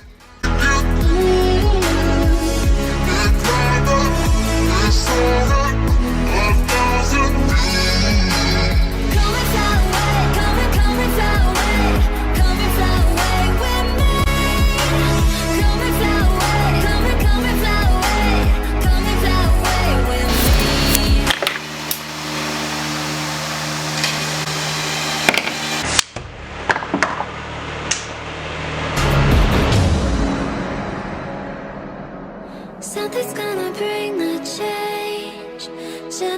So I'm actually going to cut the video here just because I want to see your guys' reactions. I want to see what you guys think. I also want to give you guys an update, or else, because I know I'm probably not going to put the transmission in for a while. So I don't want there to be a long gap without an episode, without updating you guys and that sort of thing. But if you guys want to stay more up to date, you guys can check out my Instagram at FBZach. I usually update that right as things happen, and then the Rotary Lives usually come after that. DJ Lil K, what up? Alright, what's up guys? My name is Zach, and today, as you can see, Rose is sitting there. Nothing's wrong, nothing's broken. It's been doing this thing where it doesn't like to idle at cold start. Once it's warmed up, it idles at 1100, perfectly normal, perfectly fine. But it doesn't like to idle on startup. So I have an air-fuel ratio gauge. I'll show that along with the car starting up. I think it's getting too much air, I'm not sure, but Adam's coming out to tune it. Hopefully get some more input from Adam. I know he hasn't been on camera much, but again, he's awesome. So we'll get to hear from him today.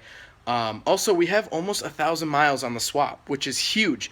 And Adam said that the tune would get a little bit out of whack around 1,000 miles because everything's settled in and everything's been cycled through pretty much. So yeah, let's go take a look at what the car's doing as of now, and then hopefully by the end of this video, it's all tuned and running properly.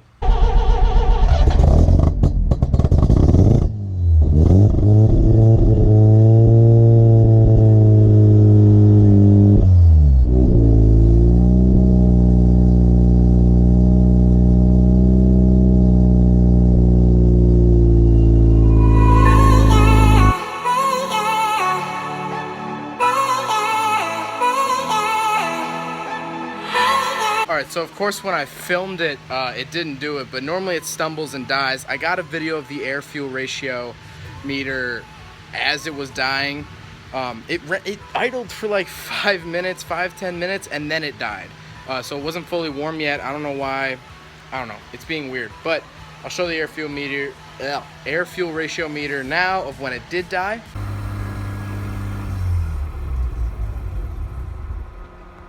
So yeah, now we're just waiting on Adam to get here. It did start raining, so I pulled the car into the garage. So I'm just letting it cool off, so then we'll start it colder, so we can get a good reading of what it's like when it's cold. So yeah, now it's down to just waiting.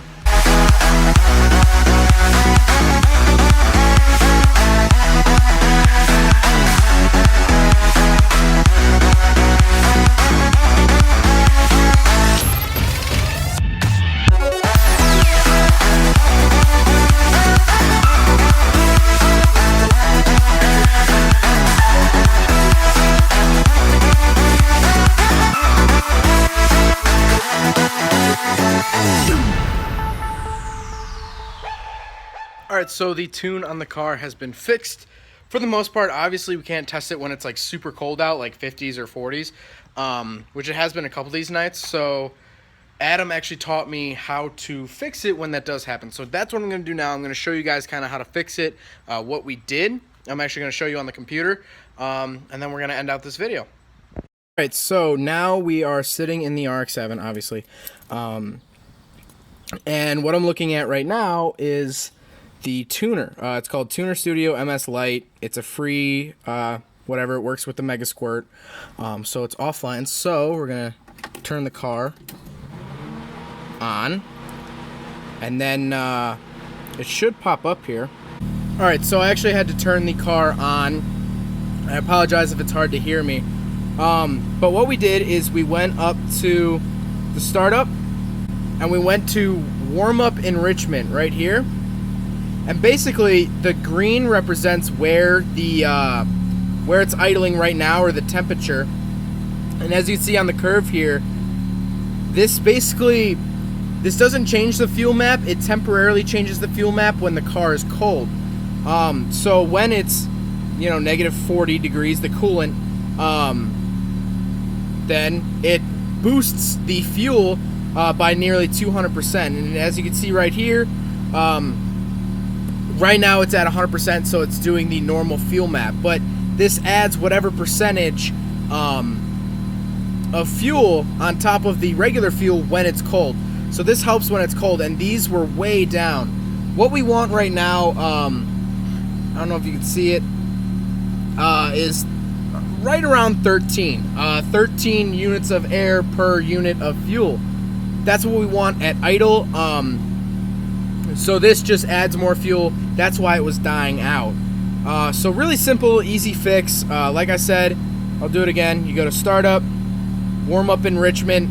There you go. And then you can see the current temperature. It's about 171, and that sort of thing.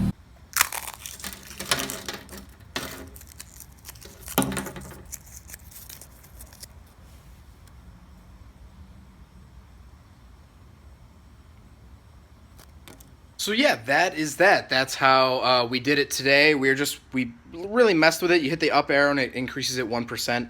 So we tried it, turned the car off, turned it back on, tried another percent, and that sort of thing.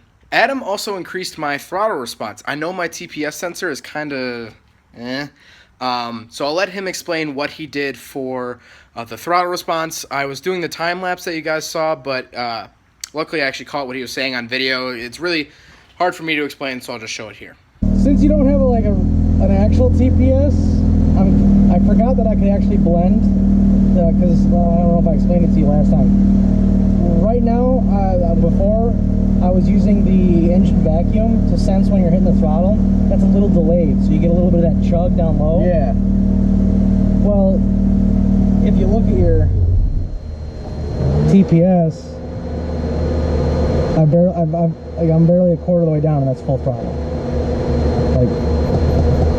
So the nice thing I can do is in here I can blend it.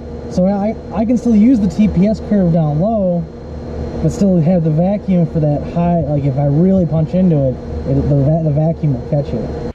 But yeah, guys, that wraps up that video. I've still been driving Rose. I'll do an odometer update to the right, or to my left, whatever, right here.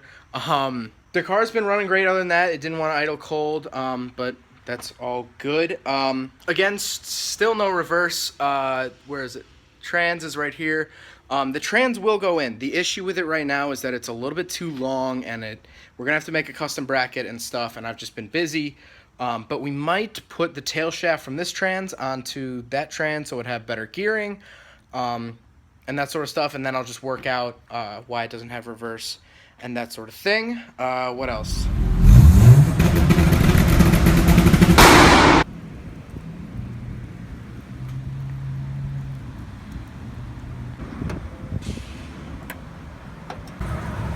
Alright, what's up, guys?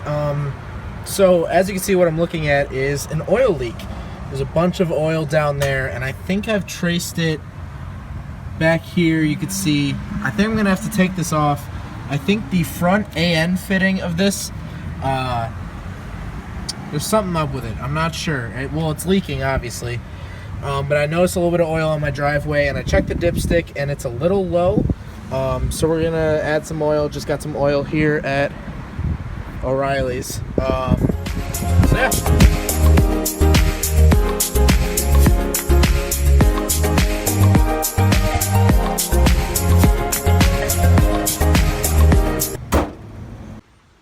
Alright, so I got the car home, the hood is popped, and now I'm actually going to use a little snake light camera that I got for my birthday to kind of look at this oil leak. We'll just play around with it. We'll probably use it in future videos, but let's take a look.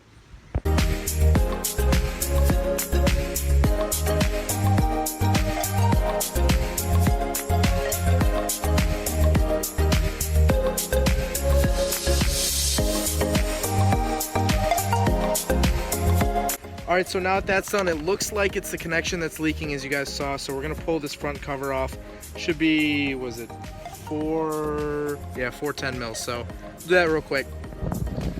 Alright, I forgot to hit record while taking that cover off. Great. So it definitely looks like it's coming from there. I don't really see any other leaks, but there's a big pool.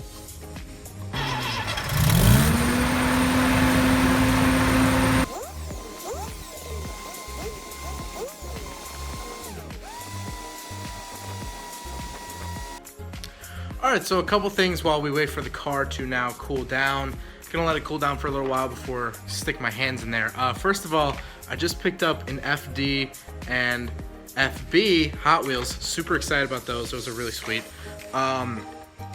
Also, September 16th, I'm gonna keep saying it, Mazda meet. I'll put it up here. I'll be there. Actually, today we were planning myself driving there with a Cosmo, an FC, an RX-8, possibly an FD if it gets tuned. And then my friend Will has a couple different rotaries. I'm not sure what he'll bring. But we're all planning on rolling out together, so that'll be really fun. And I'm gonna make it an episode of Rotary Life. I'm not gonna do like a vlog. It's gonna be actually Rotary Life because it's gonna be pretty much all rotaries. So that'll be awesome. But yeah, guys, if you can come to the Mazda meet, please do. It's gonna be a heck of a lot of fun. All right, so let's get cracking on this car.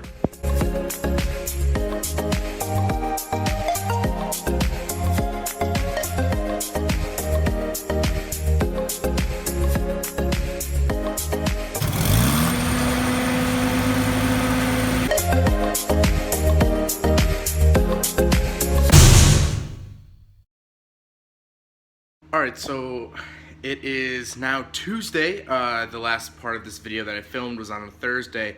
And in between there, I actually went to Final Bout. That's where I got this sweet animal style t-shirt. So I'll show a little teaser here. A lot of rotaries, a lot of cool stuff. I'd highly recommend checking out. I got a super long video. It's about 24 minutes. But then there's also a ride along with a 13B Miata, which is really cool. So I'll show a little teaser here. Let you want it though. Who am I to let you down? No. Who am I to let you down? Down,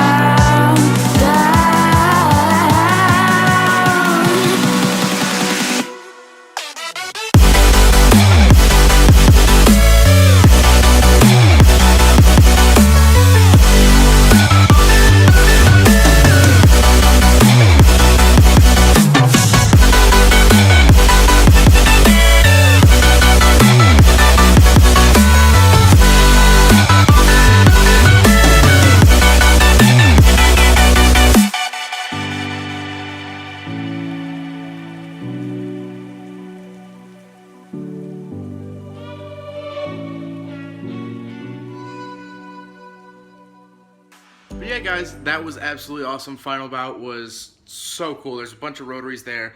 I met Alex and James from Canada, so hello, Canadian friends. It was really cool meeting them and that sort of thing. So we're going to get back to it. If you guys noticed, I thought I fixed it in the first part of this video, but I went back and looked at the footage and it's still leaking. You can see it. I'll show it here. Yeah, so we're going to tighten that up. The reason why I'm filming this inside is that they're cutting down a tree next door.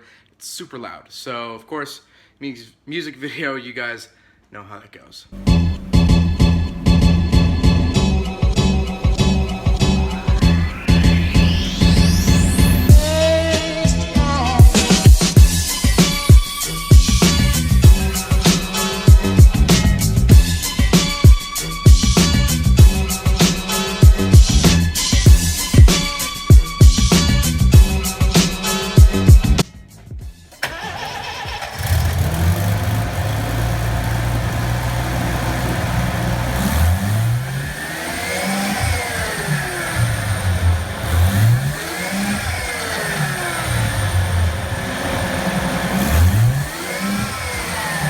Alright, so that does it for that video, guys. As you guys can see, the oil is fixed. It was just a loose AN fitting. I'm going to keep my eye on it. I don't know if maybe the vibrations of the engine got it loose or we just didn't tighten it when we put the engine together. Again, as you guys saw in the videos, it was kind of 0 hour and we were just pushing through to get this car on the road.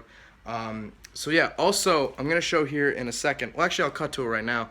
So this is the trans, as you guys know, and I know you guys, it's not in the car yet, and there's a couple reasons for that.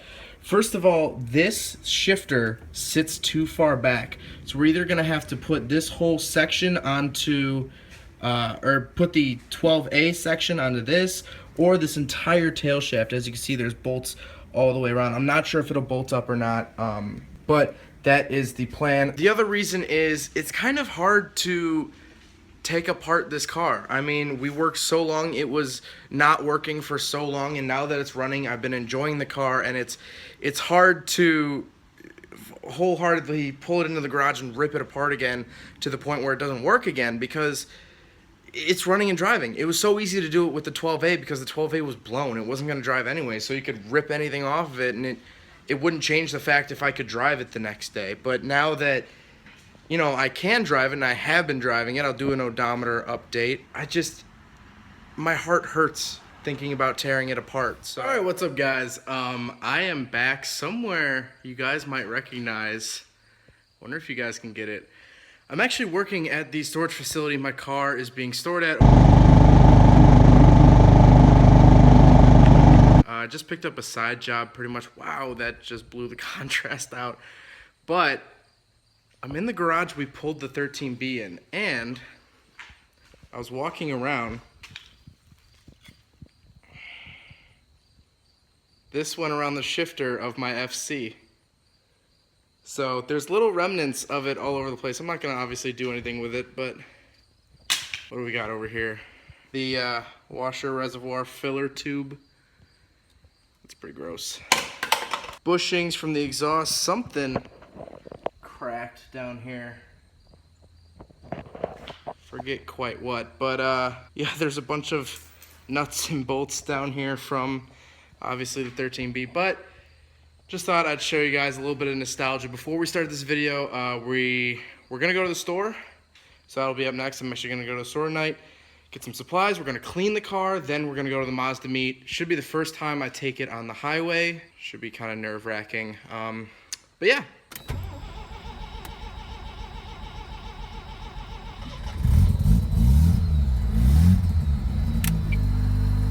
Alright, so while the RX-7 is warming up in the background, just a few little house cleaning things. First of all, if you guys saw the video Donut Media put out about the everything you need to know about the RX-7, they actually used one of my clips. They used the video of when I blew my apex seal, and I was showing you guys the apex seal. They actually used that clip.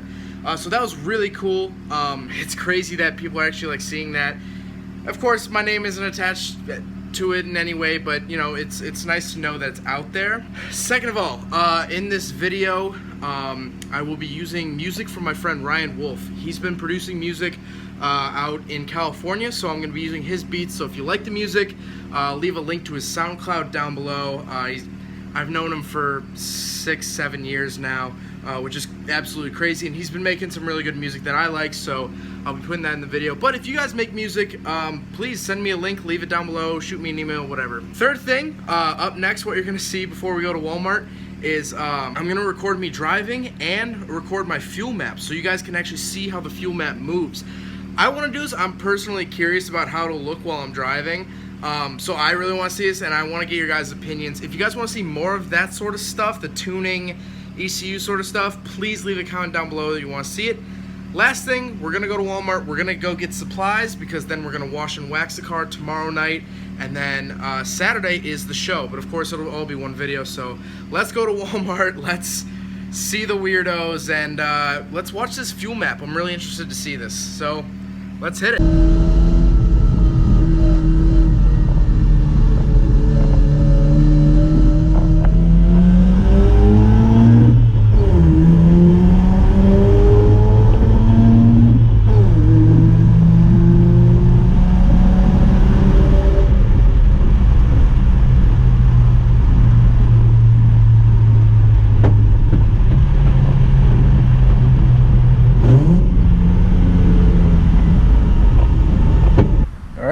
Walmart, here we go.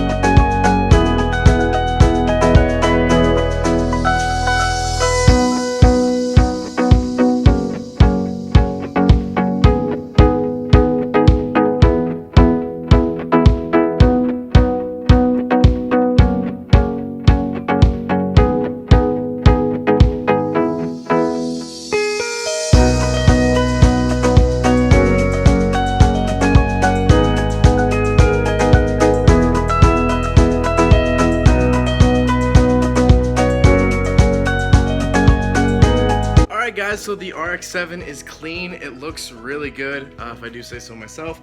It's all waxed up, tire shine, interior's clean, that sort of thing.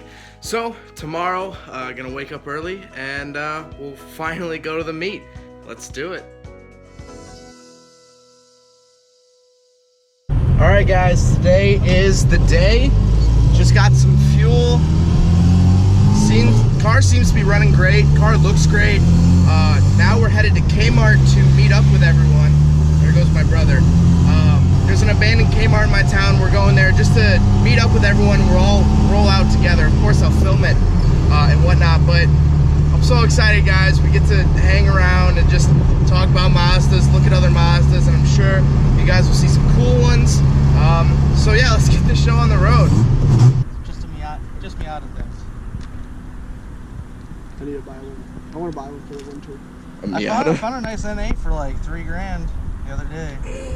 I'm trying to tell my dad to get one. I want one. I'd rally. Cause he's like, do you know of a small convertible that would be good on gas? And I was like, Dad, Miata. He's like, you think? I'm like, Dad, I know.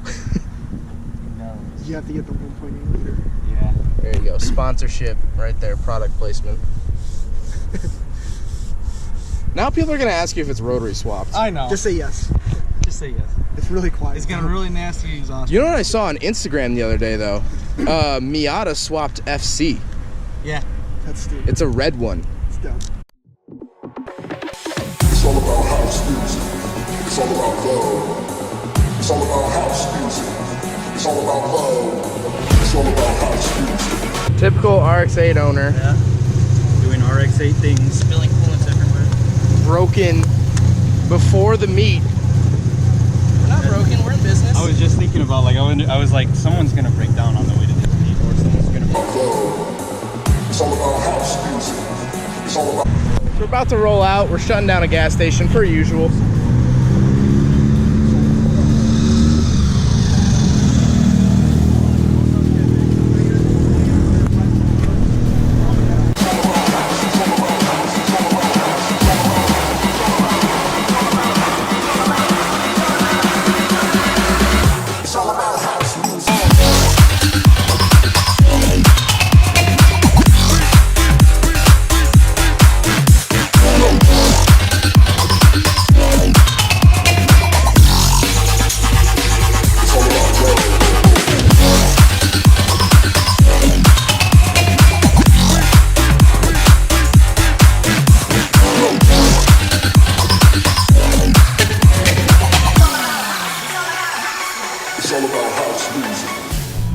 Shout out to everyone at the meet. Just pushed me back into my spot.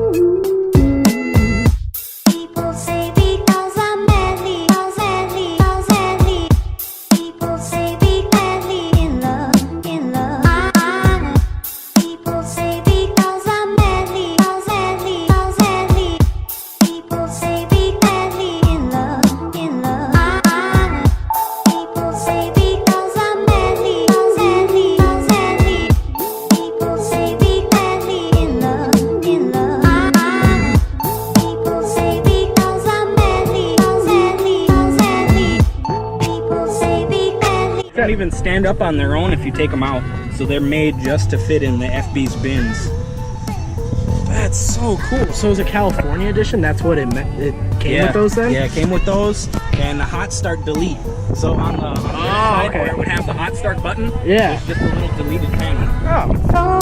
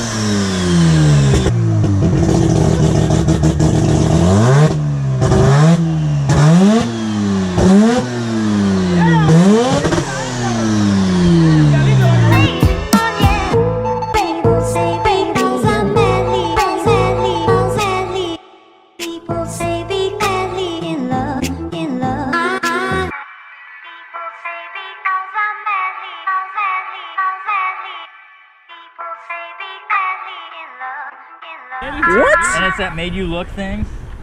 That is huge. Yeah, it says Best Choice Award. Made You Look, CC 15th year anniversary, Humboldt Park Car Show.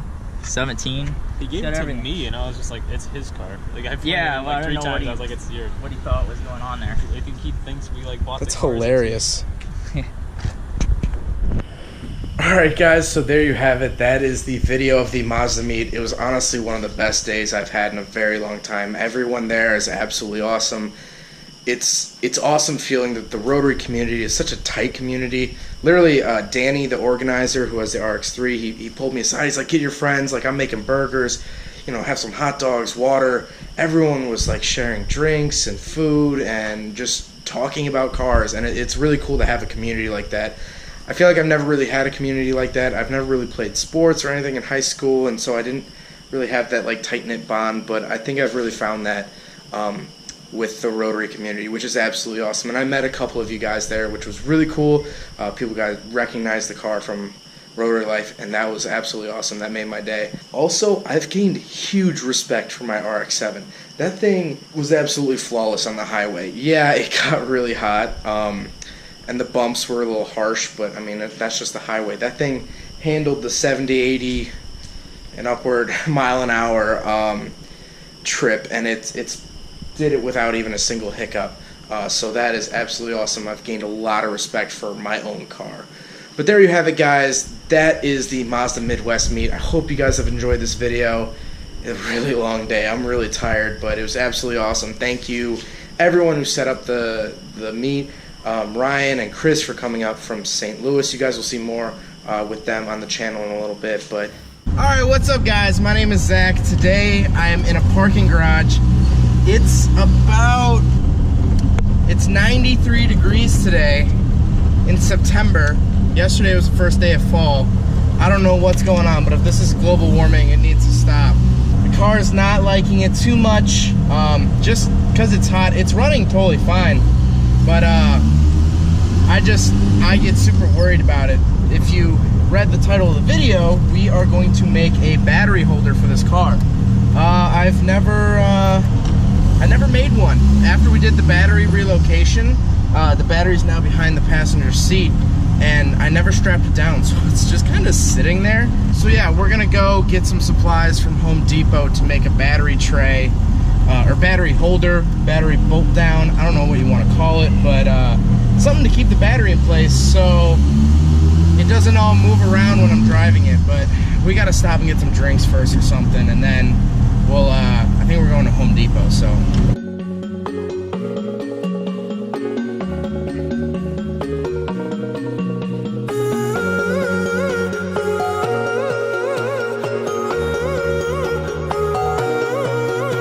My head is heavy, let me lay it down. Into your lap I would love to drown. I need that story I used to hear, to run on and to end disappear. I won't lie down and I won't, I won't lie down, and I can't do this without you. I won't lie down and I won't, I won't lie down, and I can't do this without you. Alright, so the metal that I got and the paint was $17. Not bad at all. Hopefully we can do it with that much metal. But yeah, I'm going to cool down here for a second, and then we will pull the battery, measure it up, and then what I'm thinking is bending the metal into the shape around the battery, then welding the little end off, weld little feet, so then we can hopefully bolt it down. I'm not exactly sure how I'm going to do this, but we're going to attempt it.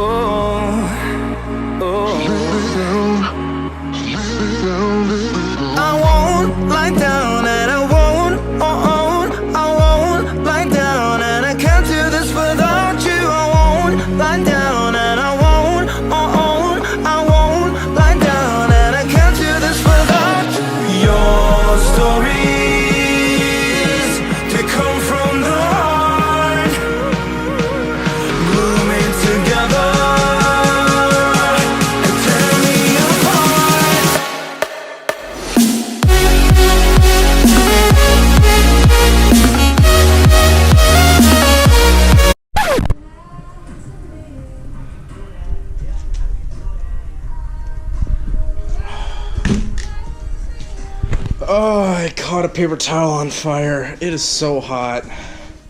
This isn't going amazing, but oh god, I have never panicked like that before. Oh, I wish I got that on film.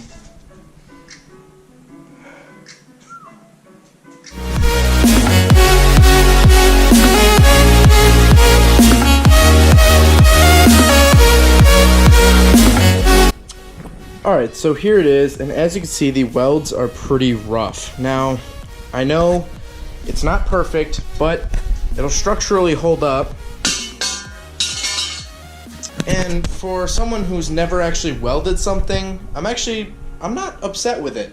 I know it could definitely be way cleaner in all sorts of ways, but I've never welded anything structural or anything together. I've only practiced with two pieces of metal, just laying down beads, and that's it. So to actually create something, I'm pretty happy with it. So now we gotta drill a small hole in the car and then try to mount this in. I won't lie down and I won't, I won't lie down, and I can't do this without you. I won't lie down and I won't, I won't lie down. Alright, so this is what I ended up doing, which, by the way, yep, that broke.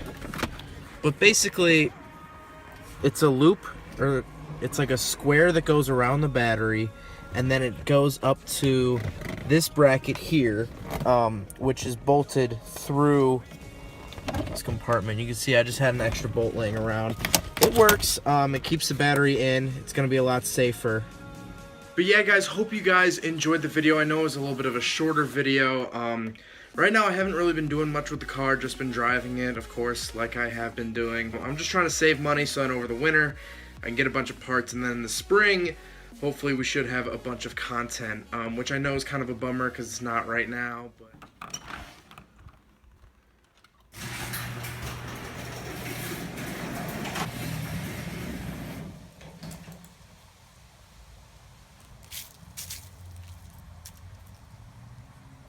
Alright, Alright, what's up guys? My name is Zach, and today we're going to be doing something a little bit different. So basically, I have some plexiglass here in the garage, and we're going to try to make a sunroof for the RX-7. Now, the GS LSEs, the top trim level of the FBs, came with glass sunroofs, but if you look online, they're about, the cheapest I've seen is 250 bucks. They go up to about 400 with the bag and everything. They came with like a leather bag to put it in, but I got some plexiglass from my neighbor. I have an old sunroof, which you can see right here. That's the old sunroof.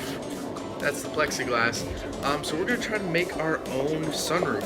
It's not gonna be show car worthy, but for driving, you know, since the seasons are now changing, it should be nice for driving. So yeah, but first of all, we have to look at something.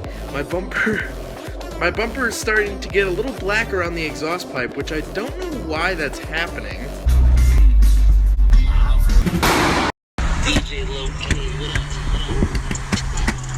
So we're gonna see if some cleaning stuff can get the soot up.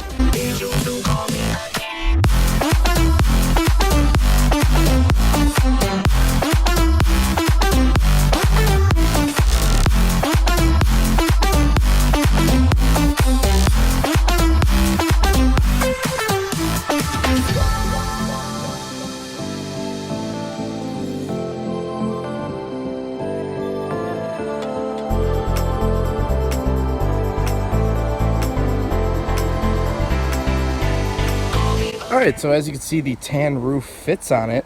So we're actually going to be using the little latches from this thing on our new one.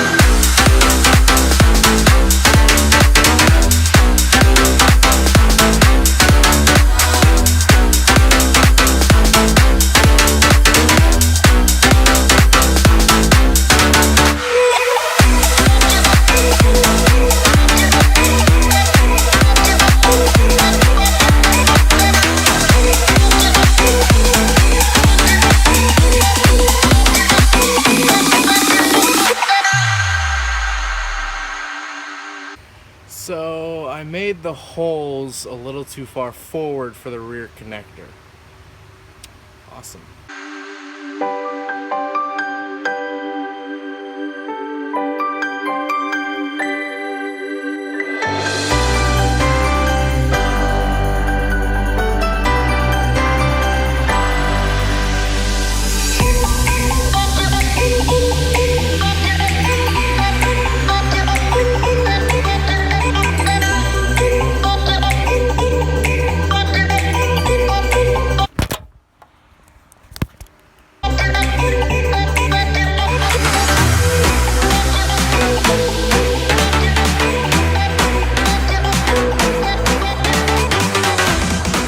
Well, from in here, it looks pretty dang cool.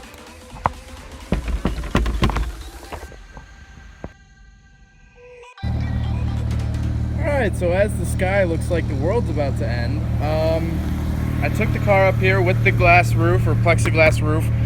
As you can probably see, there's a little gap there's no weight to this thing at all. It does produce a little bit of wind noise, but not as much as I thought. But look in here. In here, it looks awesome. And that's really all that matters. I really just want it for the functionality. But I'm really happy with it so far. I mean, yeah, it's a little bit of wind noise. It's not OEM factory, but for essentially $7 in bolts, it's not bad. Alright, so there you guys have it. That is the plexiglass sunroof for the FB. Hope you guys enjoyed the video. Just a couple other things.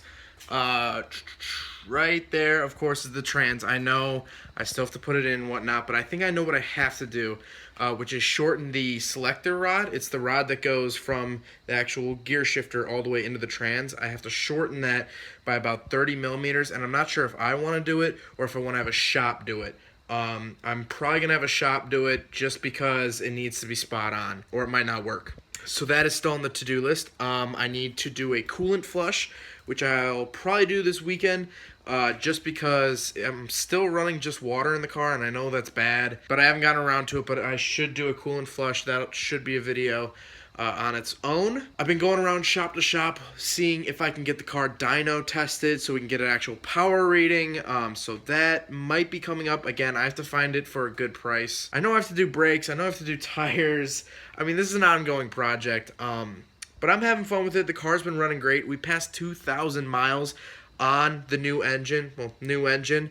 We've put 2,000 miles on it, which is absolutely awesome. I haven't really had a fault yet besides my own dumbness overheating it. But yeah, guys, I know definitely in the spring, like I've been saying, we're going to go lower. We're going to do springs all around, and then we're going to do fender flares. And today, I don't know why, in the car on the way to school, I started to think about forced induction. So maybe in the future, maybe Rose will see some forced induction in the future. I do want to do an S5 intake. I might do that here in the fall if I can find one for a good price. Alright, what's up guys? My name is Zach, and today, if you read the title and you are a longtime viewer of Rotary Life, you'll know exactly what this video is about. But if not, let me fill you in. So a long time ago, when I first got my RX-7, way back in the day, I made a video called Rose's Rotary Sounds.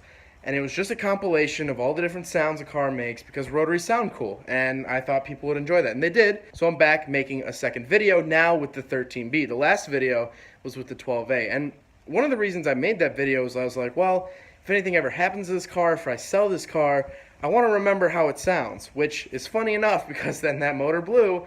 So we'll be comparing the 13B sound to the 12A sound. So I'll do a little comparison so you guys can kind of see the difference. One thing before we get going here, if you guys followed the Rotary Life like sequentially, like if you just watched the last episode, I talked about getting the car dynoed. I went to a speed shop. They said they cannot dyno a car that doesn't have reverse, which is weird, but whatever. So we're gonna have to do reverse first, then we can get the car dynoed. So I'm not sure it's gonna happen this year, but we'll see. So the car is a 1985 Mazda RX-7 for anyone new to the channel. It has a Series 4 13B in it, completely stock, no port. The exhaust is stock headers and then a Racing Beat muffler. It's actually the same muffler I had on my 12A with just a pipe welded in between.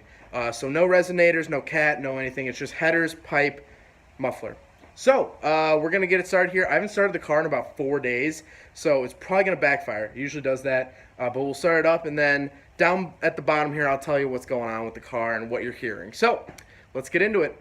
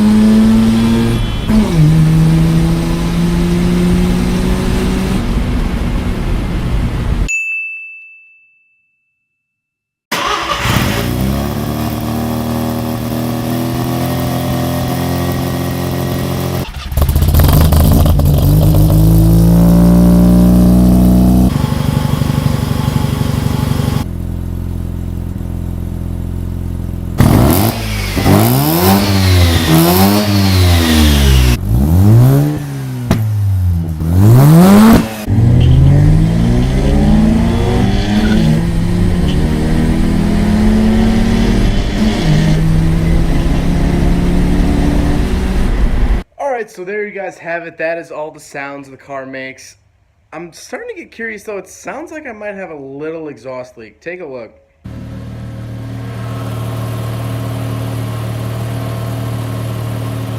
Not quite sure. I've also been getting a lot more smells when I'm in the car. I don't know if that's my allergies letting up finally, or it might have a slight little hole letting some fumes into the car. No matter, I always drive with the windows down, so I'm fine. But I hope you guys enjoyed the video. Next video I took the G6 today and picked up some Rain-X and some coolant flush, so we're going to actually be putting coolant into the car. And then we'll start disassembling the transmission as well. So stay up to date, guys. I filmed these all episode-like or episodically. I don't know how you really say that. But, yeah, so next episode we'll probably be looking at the trans and doing a coolant flush, just some general maintenance, along with putting air in the tires. I forgot to do that before I took it out today. The tires are a little... Alright, what's up, guys? My name is Zach, and today we are going to be doing some little stuff on the RX-7. I know I need to fill the tires up with air. I want to do the coolant on it. There's something else I was going to do. I'll think of it later. But we're just going to do some kind of small maintenance stuff on the RX-7. Nothing huge. It has to get done at some point, but... Oh, okay. I'm going to make some food, then we're going to get out there, and I'll kind of explain things more.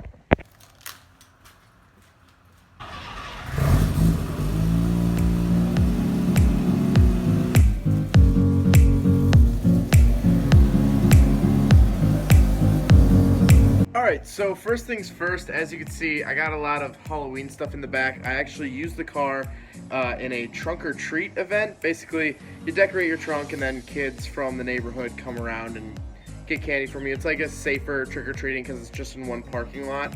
It's kind of fun. So I decorated the RX-7 for it, so we're going to be taking that stuff out. But a new addition to Rotary Life, way up there, I'll cut to it now, is the Rotary Life garage video camera. Basically, I'm going to keep that thing recording all throughout while I'm in the garage because a couple episodes ago I actually had a fire start and I didn't catch it on film, so I was a little sad about that. So if you see me switching to that, I'll let you guys know when it's switching that camera. But I'll be keeping that running, so if anything happens, we'll definitely catch it on video. So, fingers crossed with that. But let's get all the stuff out of the trunk.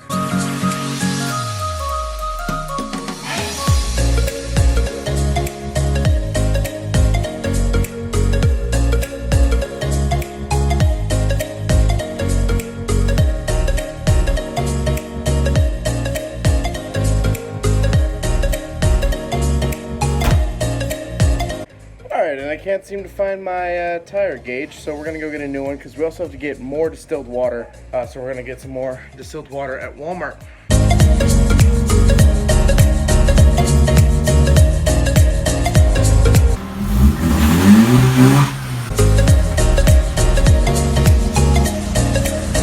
Alright, so of course when I go to Walmart it starts downpouring. But luckily that also reminded me to Rain-X it because I have not Rain-X'd this car since quite a while. Probably with the old motor actually. But I'm gonna do that. But I got a tire pressure gauge, so let's get cracking on the tires.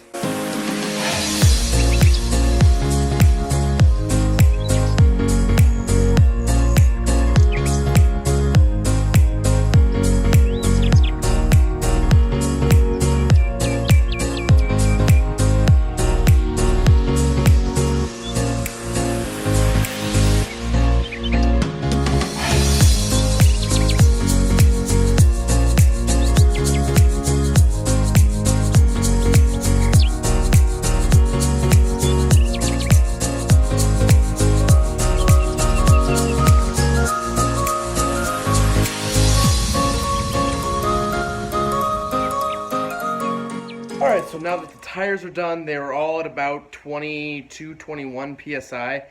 So I bumped them up to 35. So it should be good for quite a while. I don't think any of them have any leaks, but I'm also looking into getting new tires, probably shipped here over the winter and then put on in the spring. But yeah, so as you guys can probably see, it's hard to tell from here. The front ones are pretty bald. They came on the car. So they're at least from 2015, probably even way older than that. So now we're going to Rain-X the windshield because driving in the rain made me remember to do that. So we're going to Rain-X the front and side windows with this, let me grab it, 2-in-1 repellent and cleaner. So let's get going on that.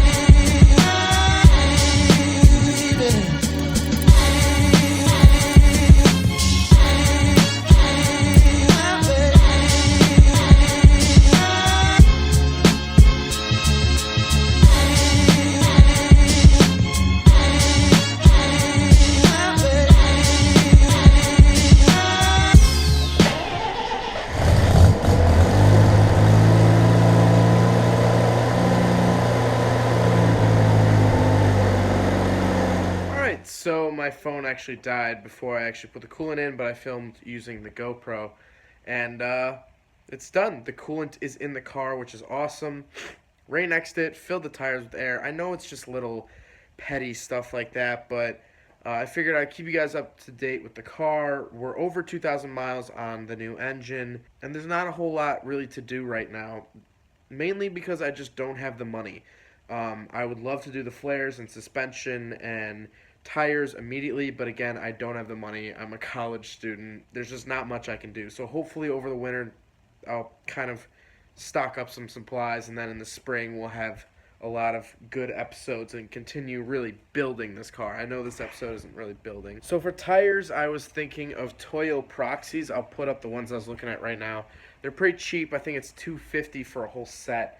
And then I'm going to have to get them obviously put on and balance and whatnot. But I think that's the route I'm going to take. They should be a little bit shorter than mine. In the rears here, I believe I have 55s, and these are 45s, I believe. So hopefully it should help with rubbing on that driver's side a little bit until we can get proper suspension. But other than that, let me know what you guys think I should do to the car. I've been thinking about maybe LED headlights, definitely a new radiator cover panel. I do need a new fuel pump and radiator and all that stuff. Well, not new, but I want better ones. They work totally normal right now. No complaints about that, but just trying to get something better, you know. He needs some milk. Alright, what's up guys? My name is Zach, and if you read the title of this video, you guys know what this video is going to be all about. Rose, the RX-7, is going into storage. Now, there's a couple reasons for that. First of all, as you guys can see right now, Chicagoland weather is horrible. It's been 30s to 40s all week. This was the week of Halloween. I'm filming this way pretty far in advance because I'm not sure when I'm going to put the car into storage, but I know it's going to be probably within the next week. But it's been 30s or 40s, and the car starts fine, the car runs fine. It's a lot of wear on a car. The starter motor cranks more. All the suspension parts are colder and more brittle, and I'd just really rather not be driving it in the cold. Not to say that I haven't before. When it had the 12A, I drove it through the winter time, and it did great. The car handles great. It's really light, so it doesn't really dig into the snow, but I'd just rather not do that. The second reason is, like I said, I'm in Chicago. They use a ton of salt on the road. I mean, a ton. And they're probably going to start putting salt on the road pretty soon here to prevent ice from forming rather than to kill the ice that's already there. So I could be driving around the car with no snow on the ground and there's still salt getting caked on it. And that's my biggest regret of my teenage years, was driving that thing in the snow with the salt, because the salt just accelerated every little piece of rust on the car. It would be way cleaner. And I already get comments that it's pretty clean, but it would be way cleaner if I didn't drive it that one winter. So I'm definitely not doing that again. Third of all, my mom gets the garage in the wintertime. She's the earliest up, and I totally understand that. She shouldn't have to wipe off her car at 6 a.m. before she goes to work. And I don't want my car sitting in the driveway, because then when we snowblow or shovel, we're just going to be bumping into it. And all the heavy snow on the car, it's just not a good situation. So it will be going into storage, which also means I could save up money so in the spring we can do a lot more mods. Because right now I really don't have the money to put into it besides gas. Enough blabbering, let's talk about what I bought today, which is on the ground. So this is what we're going to be using because we are going to be storing the car. First of all, let's take a look at this. We're going to put some stable in the gas. I've just been recommending that you should do this for any car that's going to sit for a few months. Just to help the fuel obviously stabilize. This, we are going to be using some fogging oil. Now, fogging oil, what we're going to do is we're going to spray it into the rotor housings. So the apex seals, if there is any moisture, they won't rust to the housings, or the side seals won't rust to the housings, that sort of thing. So that's going to be good. And then last but not least, obviously a car cover. This is just a generic one from Walmart. I think it was 22 bucks. But what I found was interesting is that they have cars on the back here. What cars it'll fit. And if we go to, where is it? Mazda, they have Miatas. They have the RX-2, RX-3, RX-7, RX-8, and they also have the Cosmo, which is really cool. That they included the Mazda Cosmo for any old rotary guys, and also RX-2s and RX-3s. So it's really cool that this they actually size it all the way back to those classic cars. And the other thing I want to say is, with the weather, you California rotary guys, I know you guys have to deal with smog, but at least you could drive your car year-round. I mean, it's probably going to be about 4 months that I can't drive my car just because of the weather. So you California guys, shut up.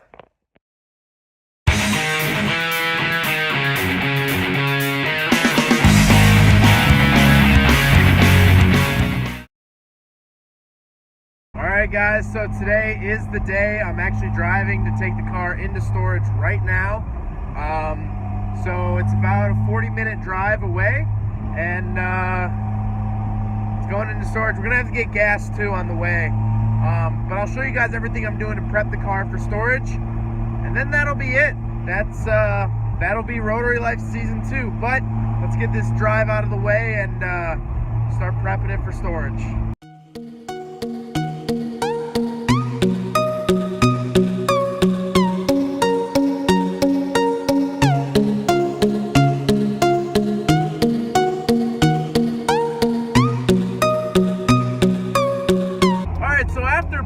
Making jungle juice in my gas tank with the stable and pre-mixing gas, now it's off to storage.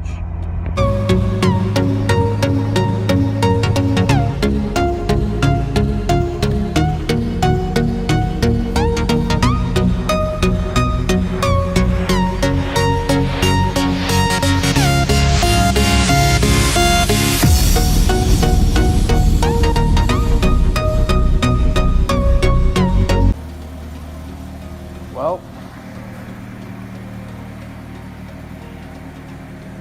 this will be the last video of it running in 2017.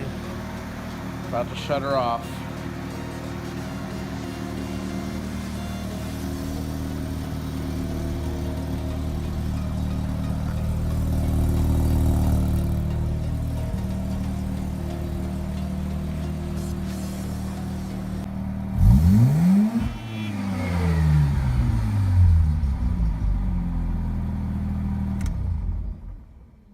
Just like that.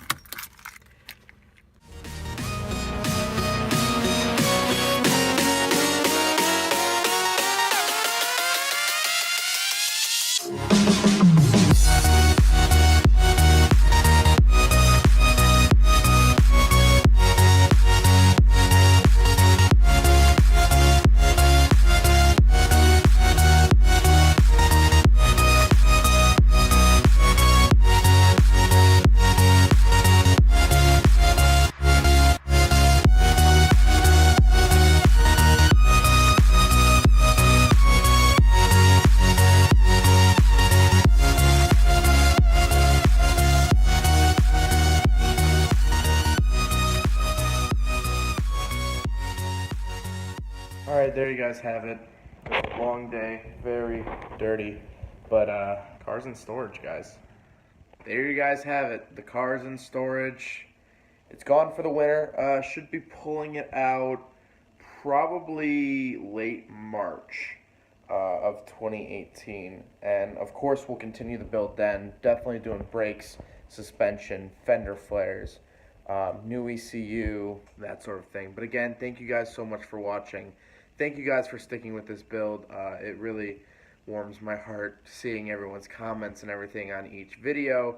I've definitely learned a lot this year. I mean, we got the car running. That is huge. And I know the last few videos of Rotary Life weren't the most amazing. They weren't these huge build videos like the first couple. But the fact that we got the 13B running and we put 2,600 miles on the car, that's pretty astounding. And I'm really happy with that.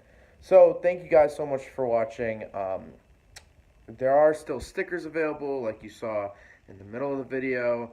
I will still be making content over the winter. I'll still be making Rotary content. I know my friend Sean actually made a video about my car.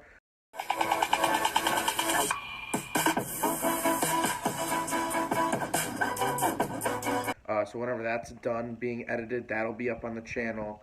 And then I have a bunch of friends with RX-7s and Rotaries, and there's still going to be Rotary content on the channel over the winter. It might be a little bit slower, but once March comes around, we're going to be right back into it.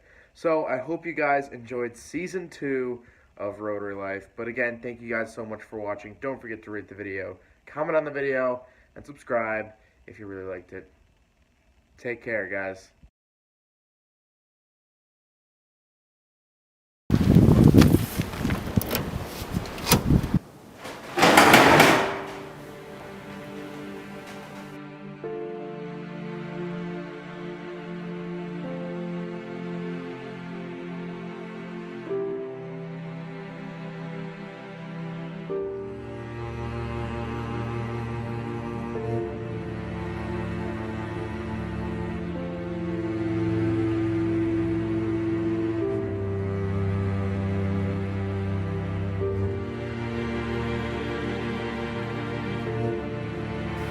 This has been quite the project.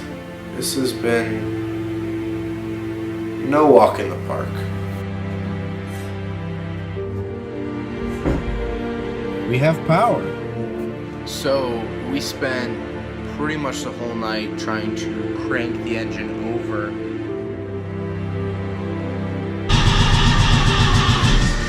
Now let the battery charge it.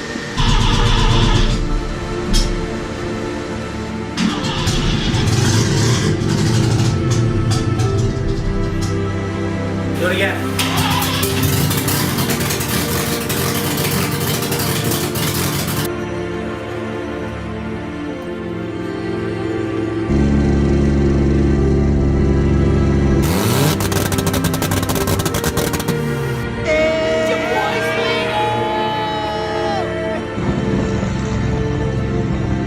But we're going to take the RX-7 in, see if we can get an exhaust put on it.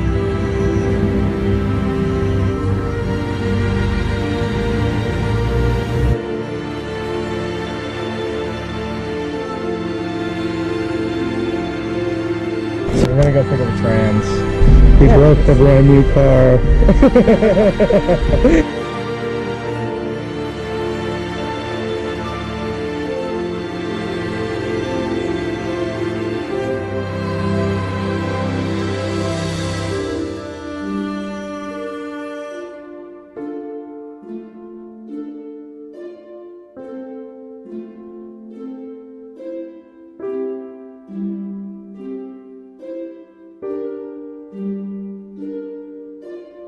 About to roll out. We're shutting down a gas station per usual.